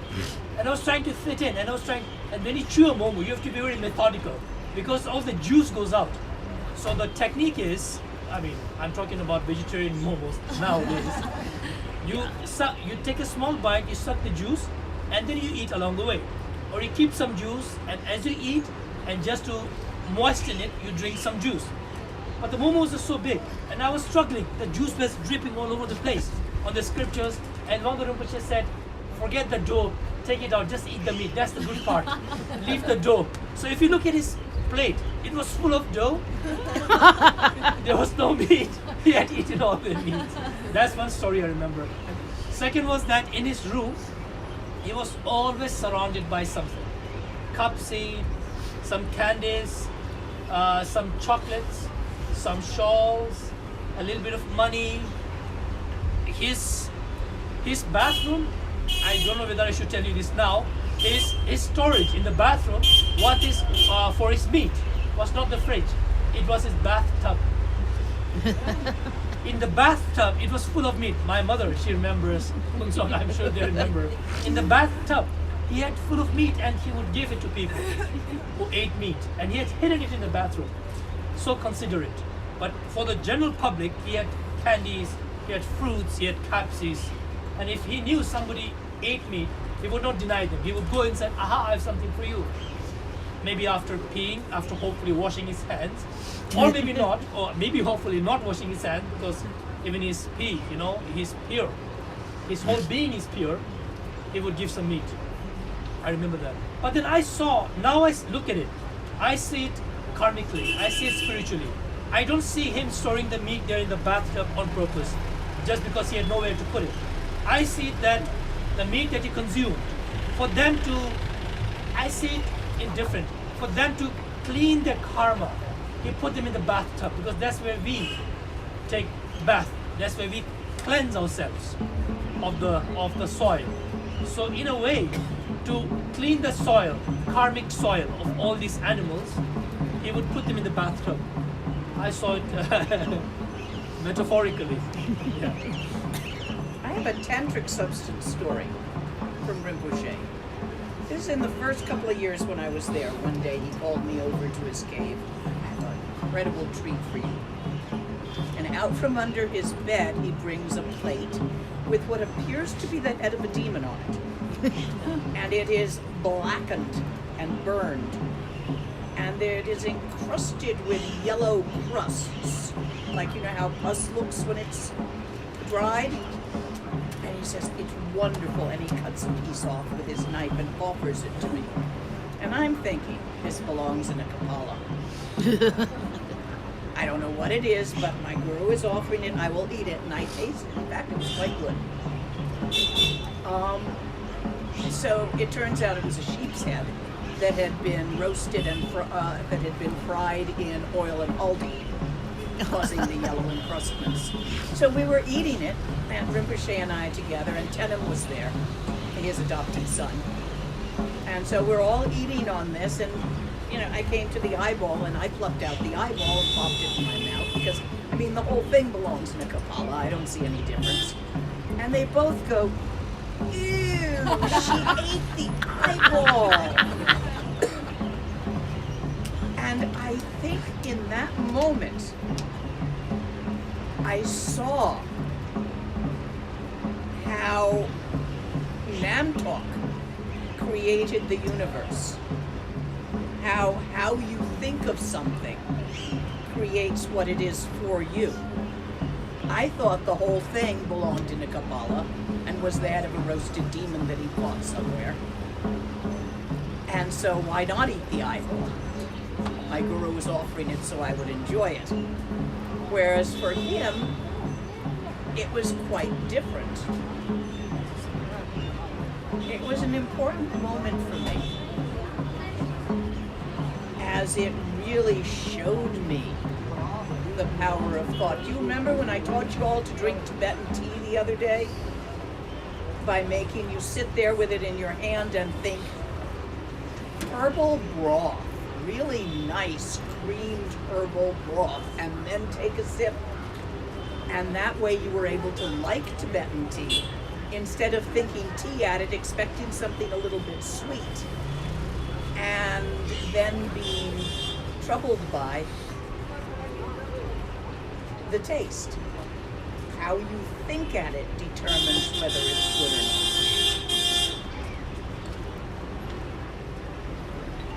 So, Rinpoche stories. Yes. So, a question has come in from one of our Spanish viewers about the topic of death. And Topic.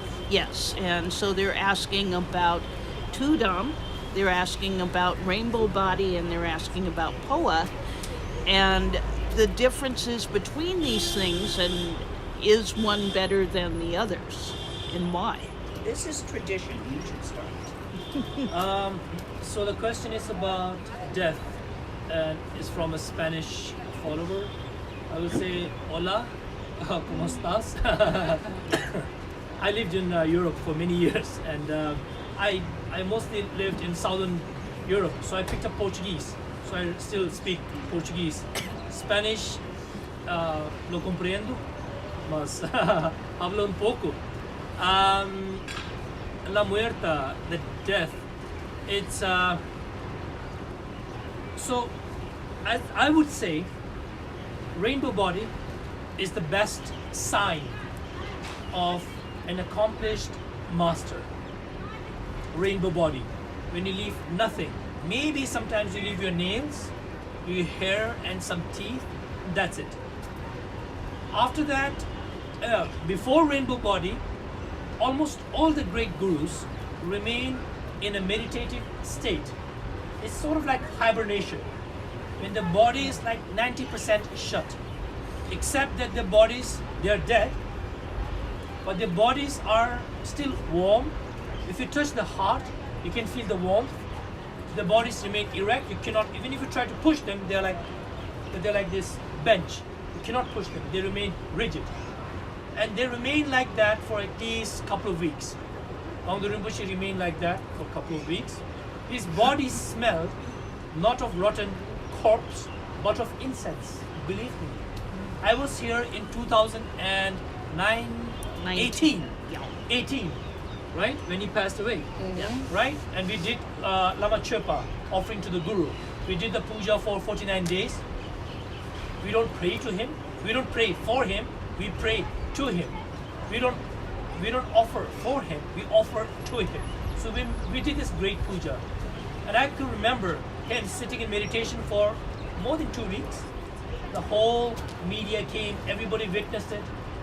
His body smelled of incense, of sendan, of sandalwood. Yeah, it was beautiful. That is one sign. And sometimes I think in the old ages, gurus like Wangdor Rimpoche, they choose to dissolve themselves into rainbow body because they would be locked up in a hermitage where nobody could gain access. Literally, vultures peak where the vultures live, a sheer cliff where they would meditate like Milarepa. So nobody could come there and take care of the body. So they would say, why leave the body? Let me just dissolve into rainbow body. But I think Wangdor Rimpoche chose to leave his body as inspiration. He chose to leave it so that we could have a proper sending off ceremony, because he was not a lone hermit living in the mountains. He had thousands of followers. People came across all over the world, and we as human beings, we need this separation. We need this closure. So he afforded us this closure. He was so generous. He afforded us the generosity of sending him off in our human, mundane, traditional method. Rainbow body is the best way of, the best sign. Tukdam is when you remain in a meditative state. Pova is transference of consciousness. For gurus, it doesn't apply, because as soon as their consciousness is always one with Buddha Amitabha, with Guru Rinpoche. But for the mundane, for us common people, for the rest of us, after we die, we do not know whether our consciousness will merge with the Dharma Dhatu, with the Dharmakaya. So we need to eject it. We need to eject our consciousness. And if a qualified guru does it, and if you have the signs of a small discharge at the crown of your head, maybe some straw up in yeah, that's a sign. So they are related, but I think they're not exactly number one, number two, number three. But yeah. A lot of it has to do with the karma of the people around the teacher. None of the stories I know of teachers who have actually gone rainbow have done it while attendants have been pestering them and caring for them. It appears to be something done slowly or quickly, but in solitude. There was a Westerner who went rainbow out in Kham. Kunu Lama, previous. Went rainbow. That's a nice way to put it. Lama Lena. That's how we say it in English. Went rainbow. Went rainbow. Turned into a rainbow. Out in Kham, the Westerner was from somewhere on the peninsula in the Bay Area. I met his family.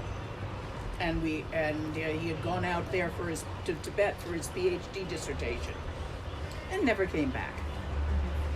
Back in the 40s.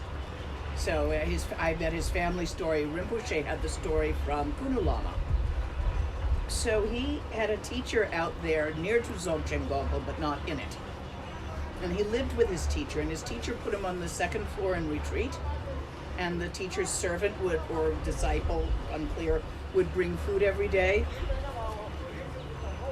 And then one day when the food was brought during the night, he had vanished. There was no body there, and there's no way out of there except for down past everybody else who's sleeping downstairs.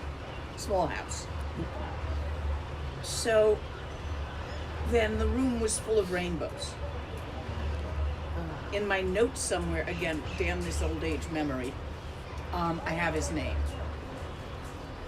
Also, Jungchu Dorji, Wangdor Rimpoche's teacher's sister, I believe, went rainbow up in Kham not too long ago, so still do it.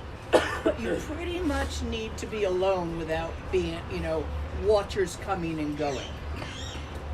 And the people around you need to have the karma to perceive you go rainbow. With Rinpoche, all of us hanging around during that time as we knew he was passing, we didn't have the karma to perceive rainbow body. Our karma. Therefore, we perceived Tudom. It was the best we could do.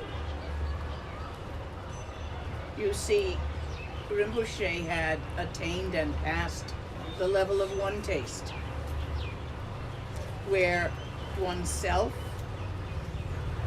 one's doings, and the subject of one's doings are in no way separate.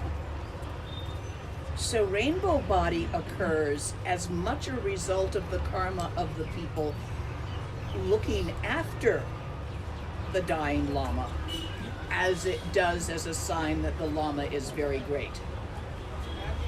Because it's a perception. You perceive the rainbows. Tudom requires less good karma from the surrounding people. It is harder in the West because they like to grab the body right after it dies and they don't understand. However, Westerners, one of Rinpoche's Western students sat Tudom for many days. She'd been in retreat. And then when the retreat was done, they went in and they found her sitting in meditation posture but not breathing. And they didn't bother her. They were trained in how to do. So she sat for 3 days after that. And nobody knows how long in that. She'd been in a month retreat. How long she'd been like that before there was a slump. Now that was Annapurna, one of Rinpoche's old students. So this still happens.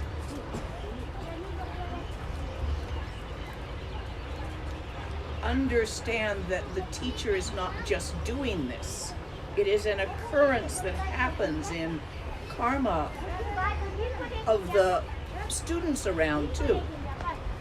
So I would say we were not karmically able to perceive Rinpoche becoming rainbow.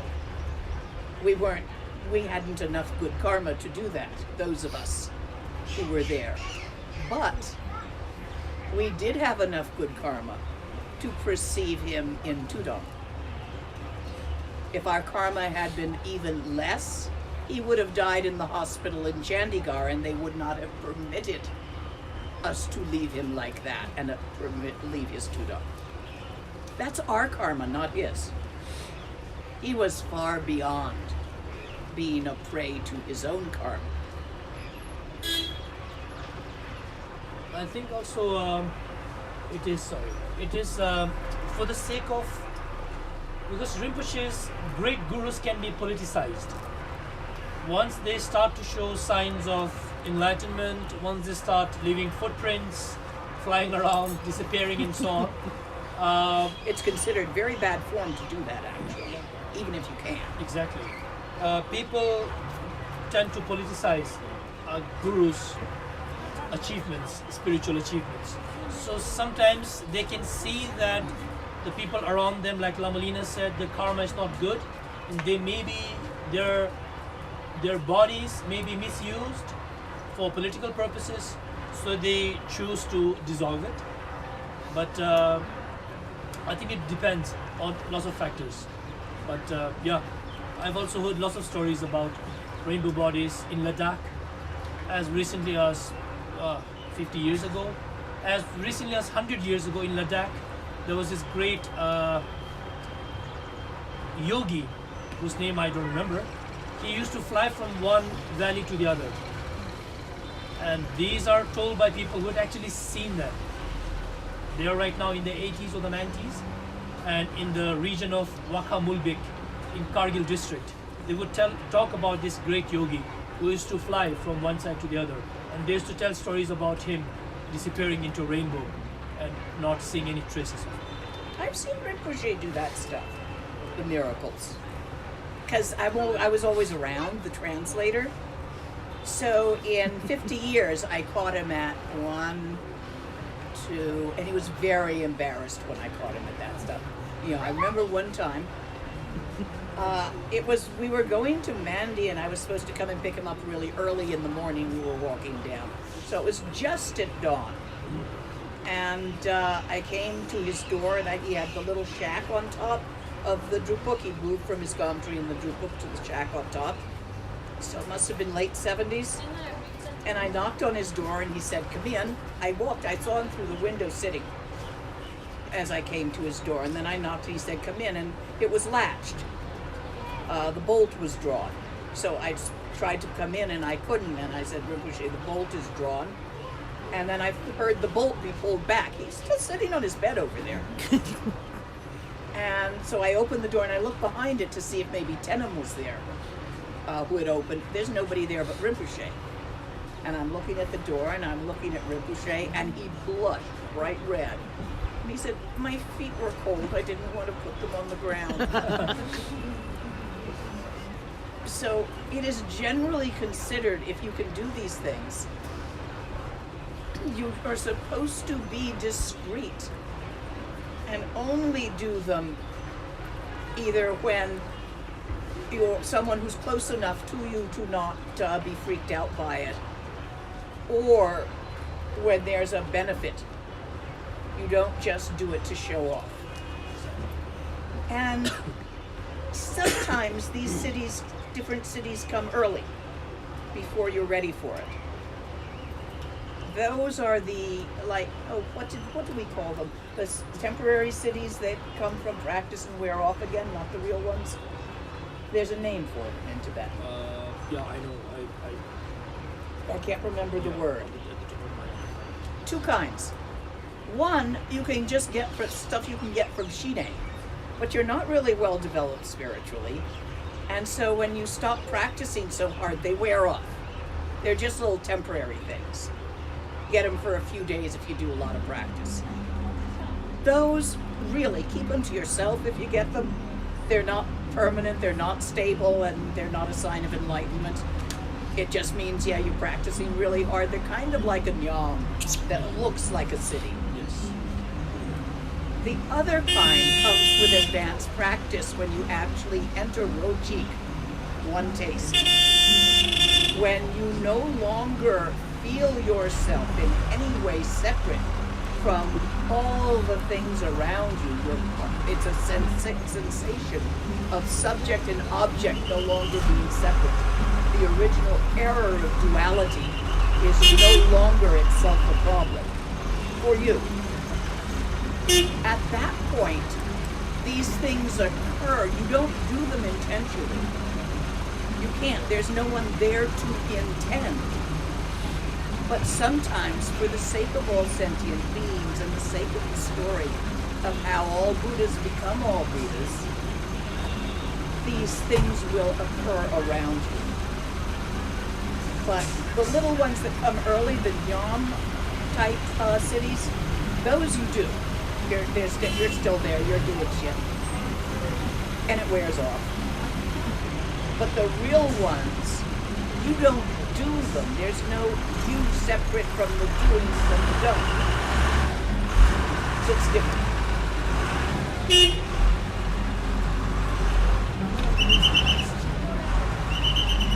Well, let the bus go by.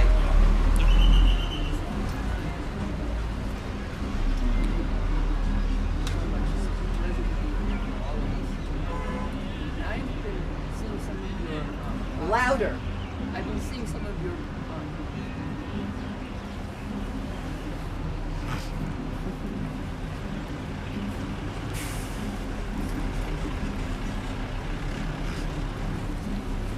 So I cannot hear you. I have been seeing your podcasts and your outreach, your passion to reach out to people all around the world. And I'm very, very touched by that. Very, very touched. And very moved by your purity and your kindness. She's making people cry. I'm just so moved by you and touched. And I just want to ask, how can we support, your efforts to share the teachings? And how can we develop pure bodhicitta like yours? It's shiny. It's shiny. It is shiny like the sun. We'll discuss after. Yeah. I have an answer to the first part of that question. Rinpoche is building a hermitage, a retreat center up in Ladakh. For the those of you in the West, for the next 3 days, starting today, tomorrow, and the day after, anything that comes into my PayPal will be forwarded on to Rinpoche. 3 days. Okay? You got 3 days to make an offering to Rinpoche. From this moment. Well, actually, from this morning anyway, because whatever. Nyando, you'll be able to separate Yes. that out and send it off. Yes. So, if you wish to support Rinpoche and his works, please feel free through my PayPal for the next 3 days to make offerings to him. Those of you here, feel free at the end of the teaching, and he's up in Ladakh and he's findable. He's on social media. Follow him. Get to know him. Visit him in the summer. Don't try winter in Ladakh. Your Western bodies are not going to It's not make that bad. adaptation. No, she's exaggerating. It's high up and it's damn cold. You don't have the clothes for it. Unless you're coming from Alaska. Alaskans, yeah, go for it. Thank you so much.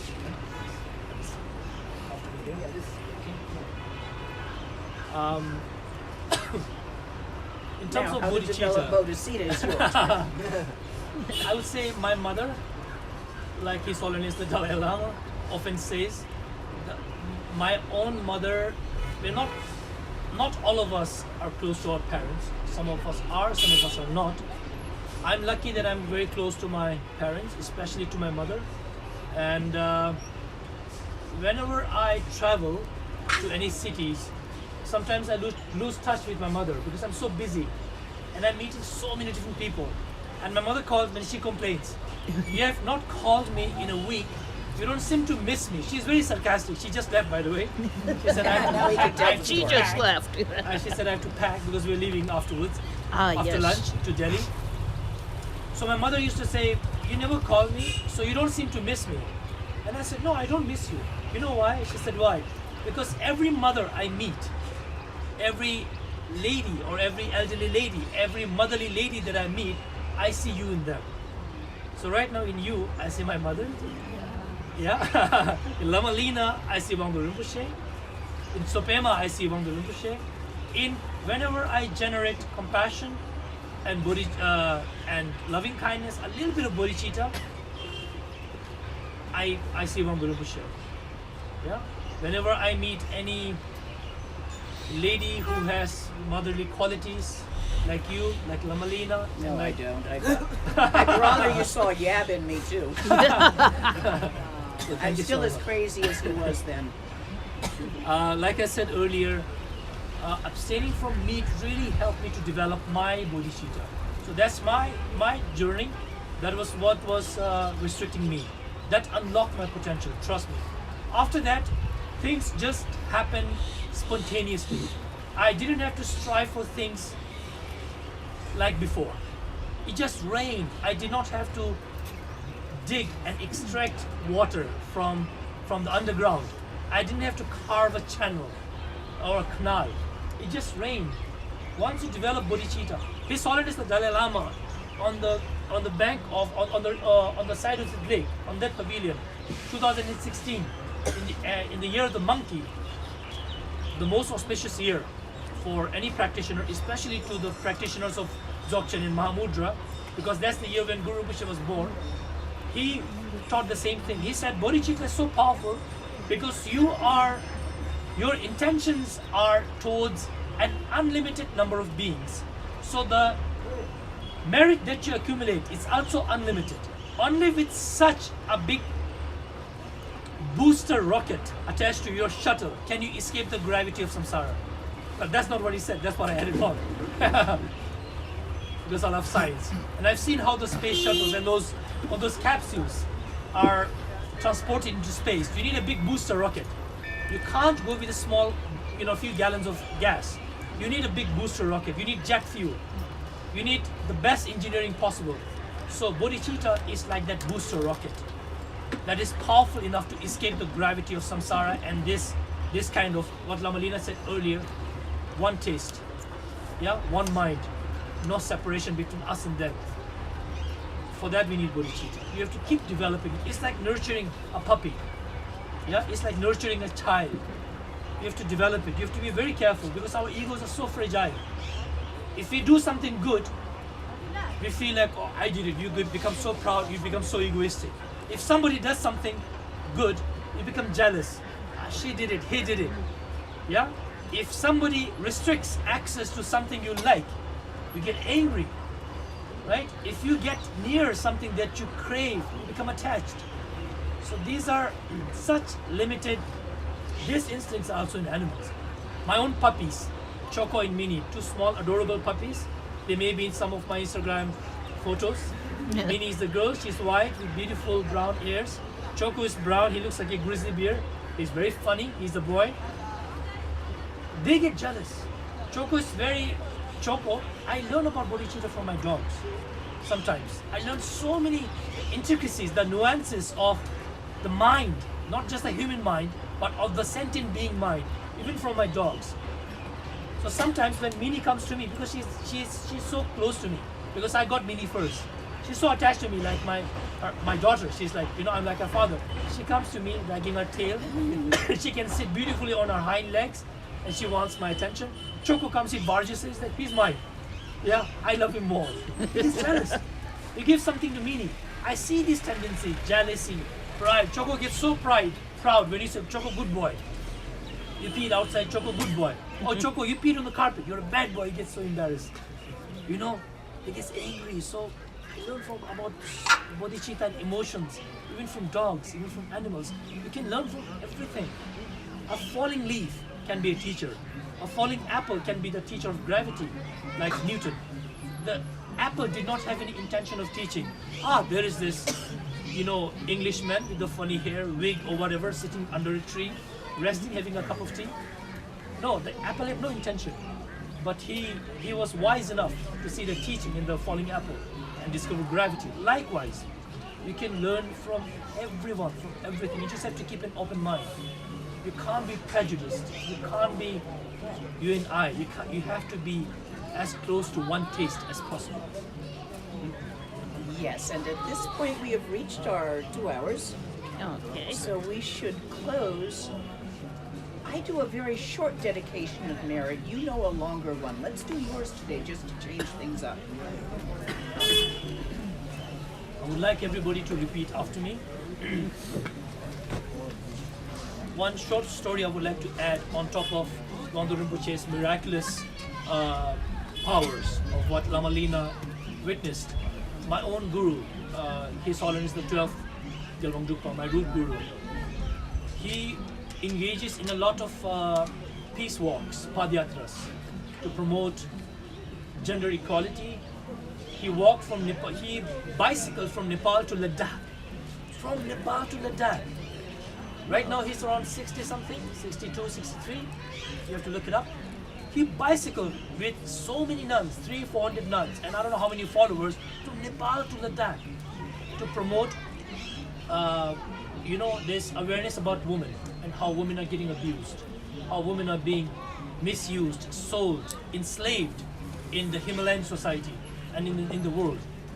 And he promotes gender equality. He plants a lot of trees, and he likes to walk for pilgrimages. He called them padyatra, peace walks.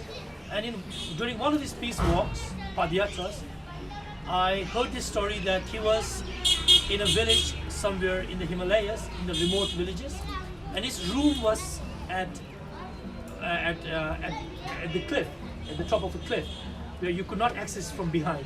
You had to climb from below. And in Ladakh, the rooms are very small. In the Himalayas, the rooms are very small, very low ceilings, because of the heat, because of the cold. You don't want the heat to disappear. So to contain it, the rooms are very low, very small rooms. And there were two rooms, one for the attendants outside, inside was for His Holiness. And everybody was ready to start the journey the next day. Everybody was ready at 6 o'clock in the morning. And everybody was waiting. Okay, all the attendants were waiting in the other room. And then somebody came and they wanted to meet Holiness. They said can I meet Holiness? He said, no, he's resting in his room. Somebody else came and he said, it's not his room. He's already started the Padyatra. And the attendants were dumbfounded. They were waiting outside the rooms like we do when our gurus are inside, for him to open his door so that we can start the day. But somehow he had miraculously transported himself among the people. He had already started the journey at 15-20 minutes, and the attendants were still sipping Tibetan tea. But he never talked about it, but we witnessed it. And he used to talk about how none of these things are real by substance, not independently real. Once you realize this Chikshe Kundo, no one, liberate from everything. That's a rough translation. Once you know the nature of your mind, you're liberated from the bindings of samsara, from this solidity and from these trappings. He says that you can put your hands in the wall, you can walk across walls, you can enter the pillars, you can just literally play hide and seek, you can merge with the pillar. These things don't block you because you see it, you realize it, that they have no independent nature. They're not solid. Yeah, they're lucid, dreamlike. So I'll dedicate the merit. Yes, please. Even though I am having such a good time, but then we must respect time, and I have to go back to Delhi. Hopefully we'll be able to reach Delhi because of the farmers' protest, I think. The protest for... You might want to wait till later and do a night drive. Who's driving? My cousin brother, he will drive, but we will take it slowly. We'll have tea. Okay, you do your stops. Dedication of merit. Please repeat after me. Jambal Pao, Chidar Kempatang, Kundo Zambo, Leang Tejinte,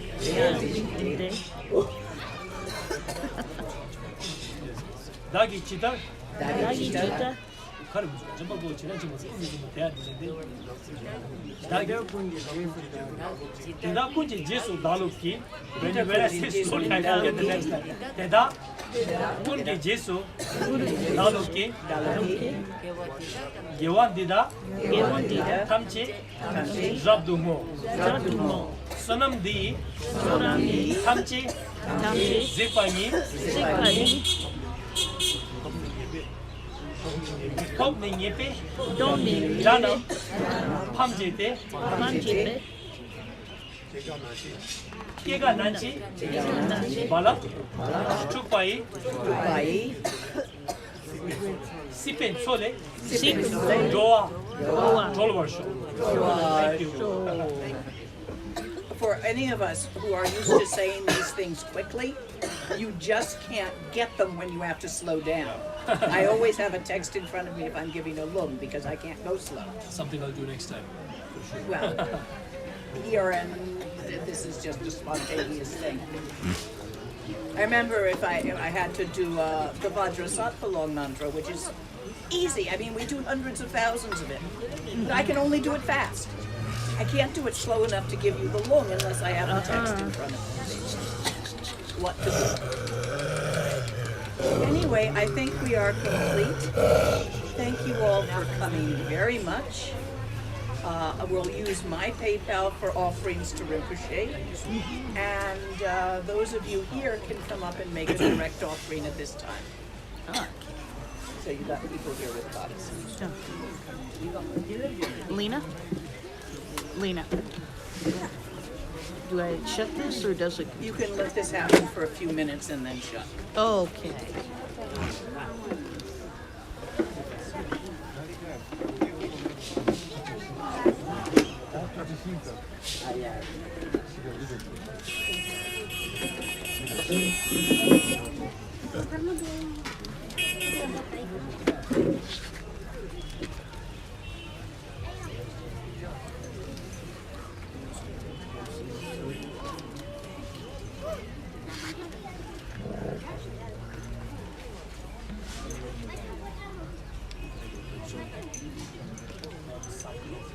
Circle of Vajra.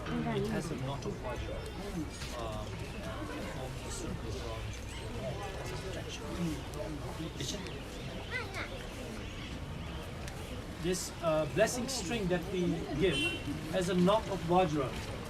Vajra symbolizes something that is indestructible, impenetrable. Impenetrable. That's a So difficult word to empty say. it doesn't even contain space, Yeah. therefore nothing can go into it.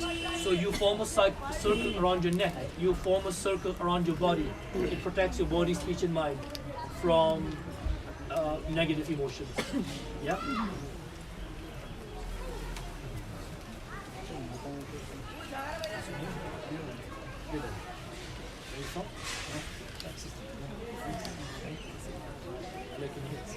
Very nice.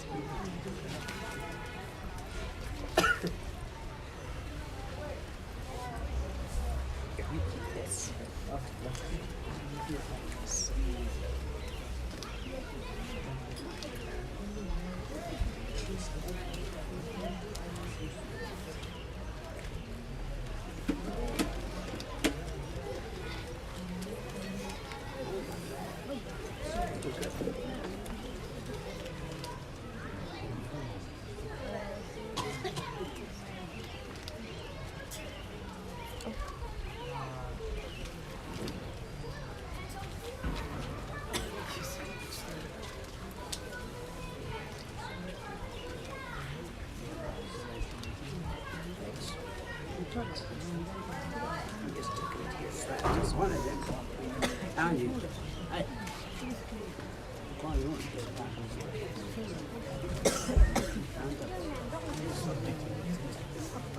Hey guys, if you have bad knees, you don't have to kneel.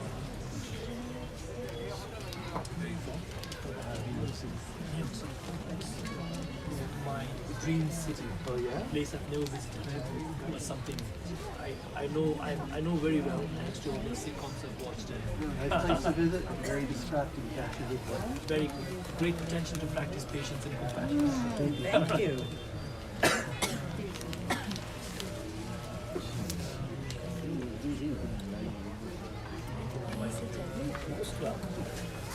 Up again.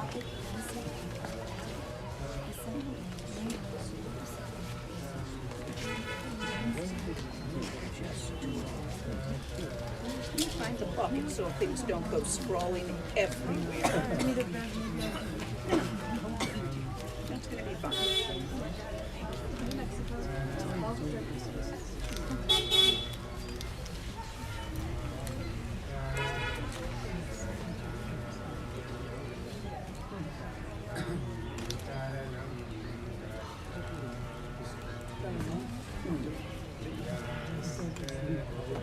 No, my sister recently went to Hawaii for French. She's doing her PhD. So she's talking Japanese. She's Japanese culture. I've seen lots of movies, I've read lots of books. Dream.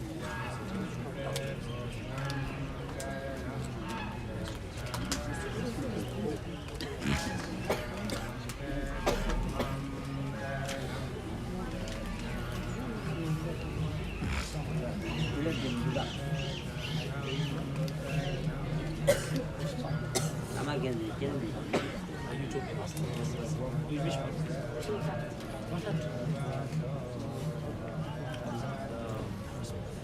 It's hard to get a camp. Okay. Just, yeah, that's fine. And then you can come over to the caves as much as you want to. And you can attend all the ceremonies. Oh, you will? No. What's up? Yeah, and I'll give it to you later after we'll see in town. I'm in town for 3 or 4 days. And then I will go back up. But see me in town, you know, for tea, and we'll do what's up switch. Yeah. Maybe in about 5 days.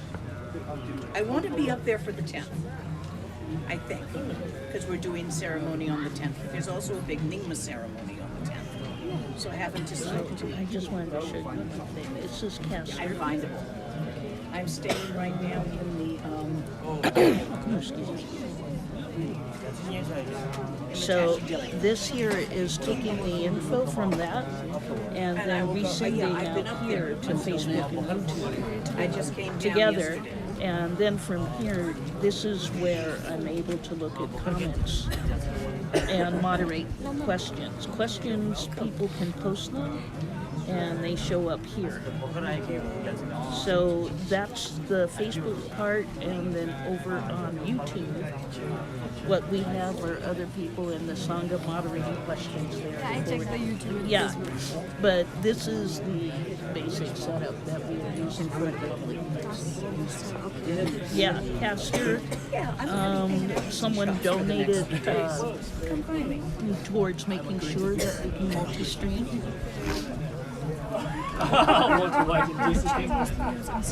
Right. Yeah.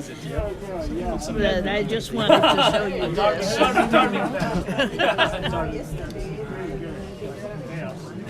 Oh, really? Thank you. Please, please. Yes.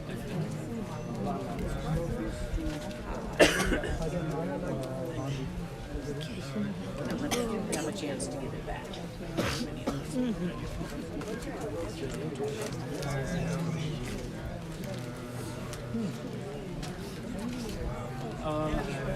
There's going to be more.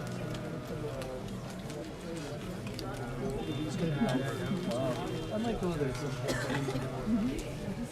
Under there's going to be more lightning. It's going to be very bumpy. Very fast on sequence.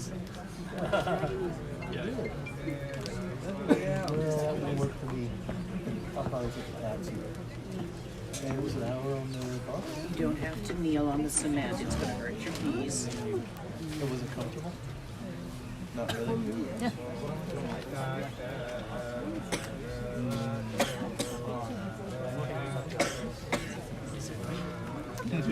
Maybe I take a taxi. I've lived in New York. I lived in New York City long enough that I've gotten to like my space.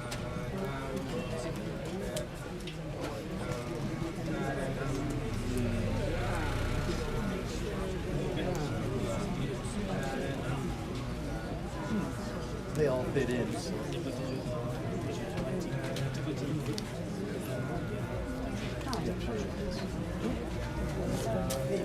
And there are many places for me.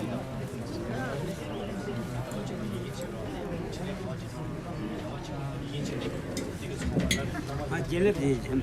Gelip.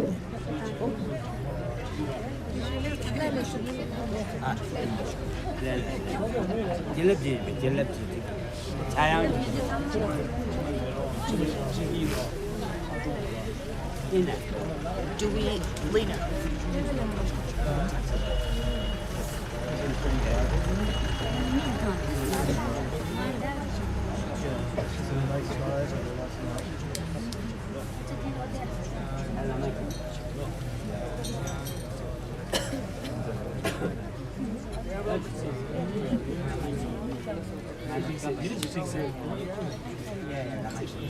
Oh Lord.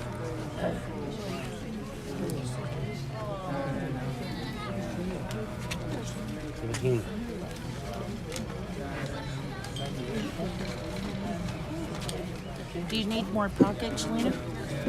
If not, let me know.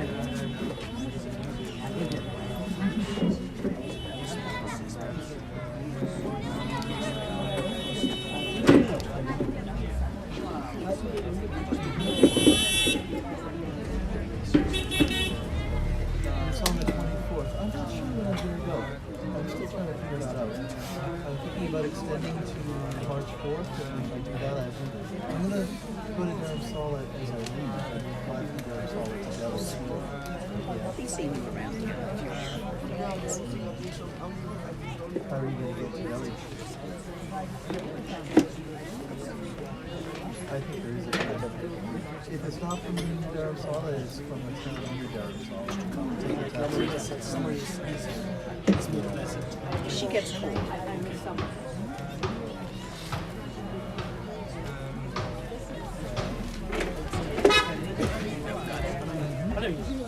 Yeah.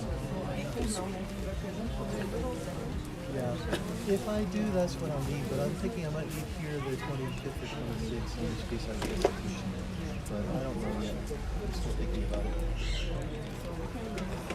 Yeah. Yeah, that sounds good.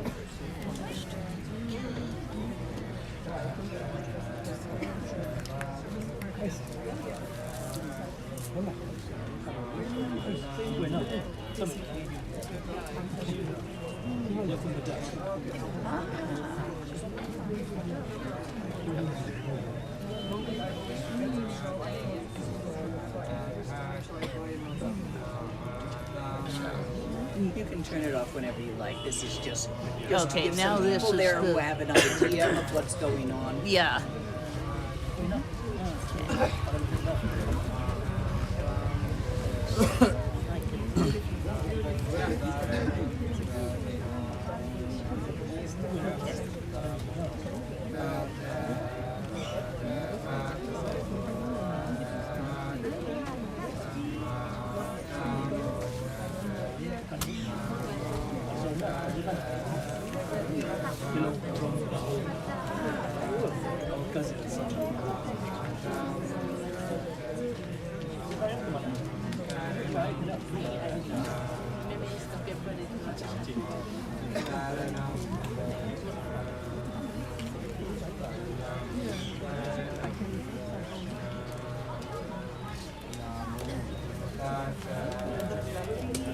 Kasi na kani. Kinol na.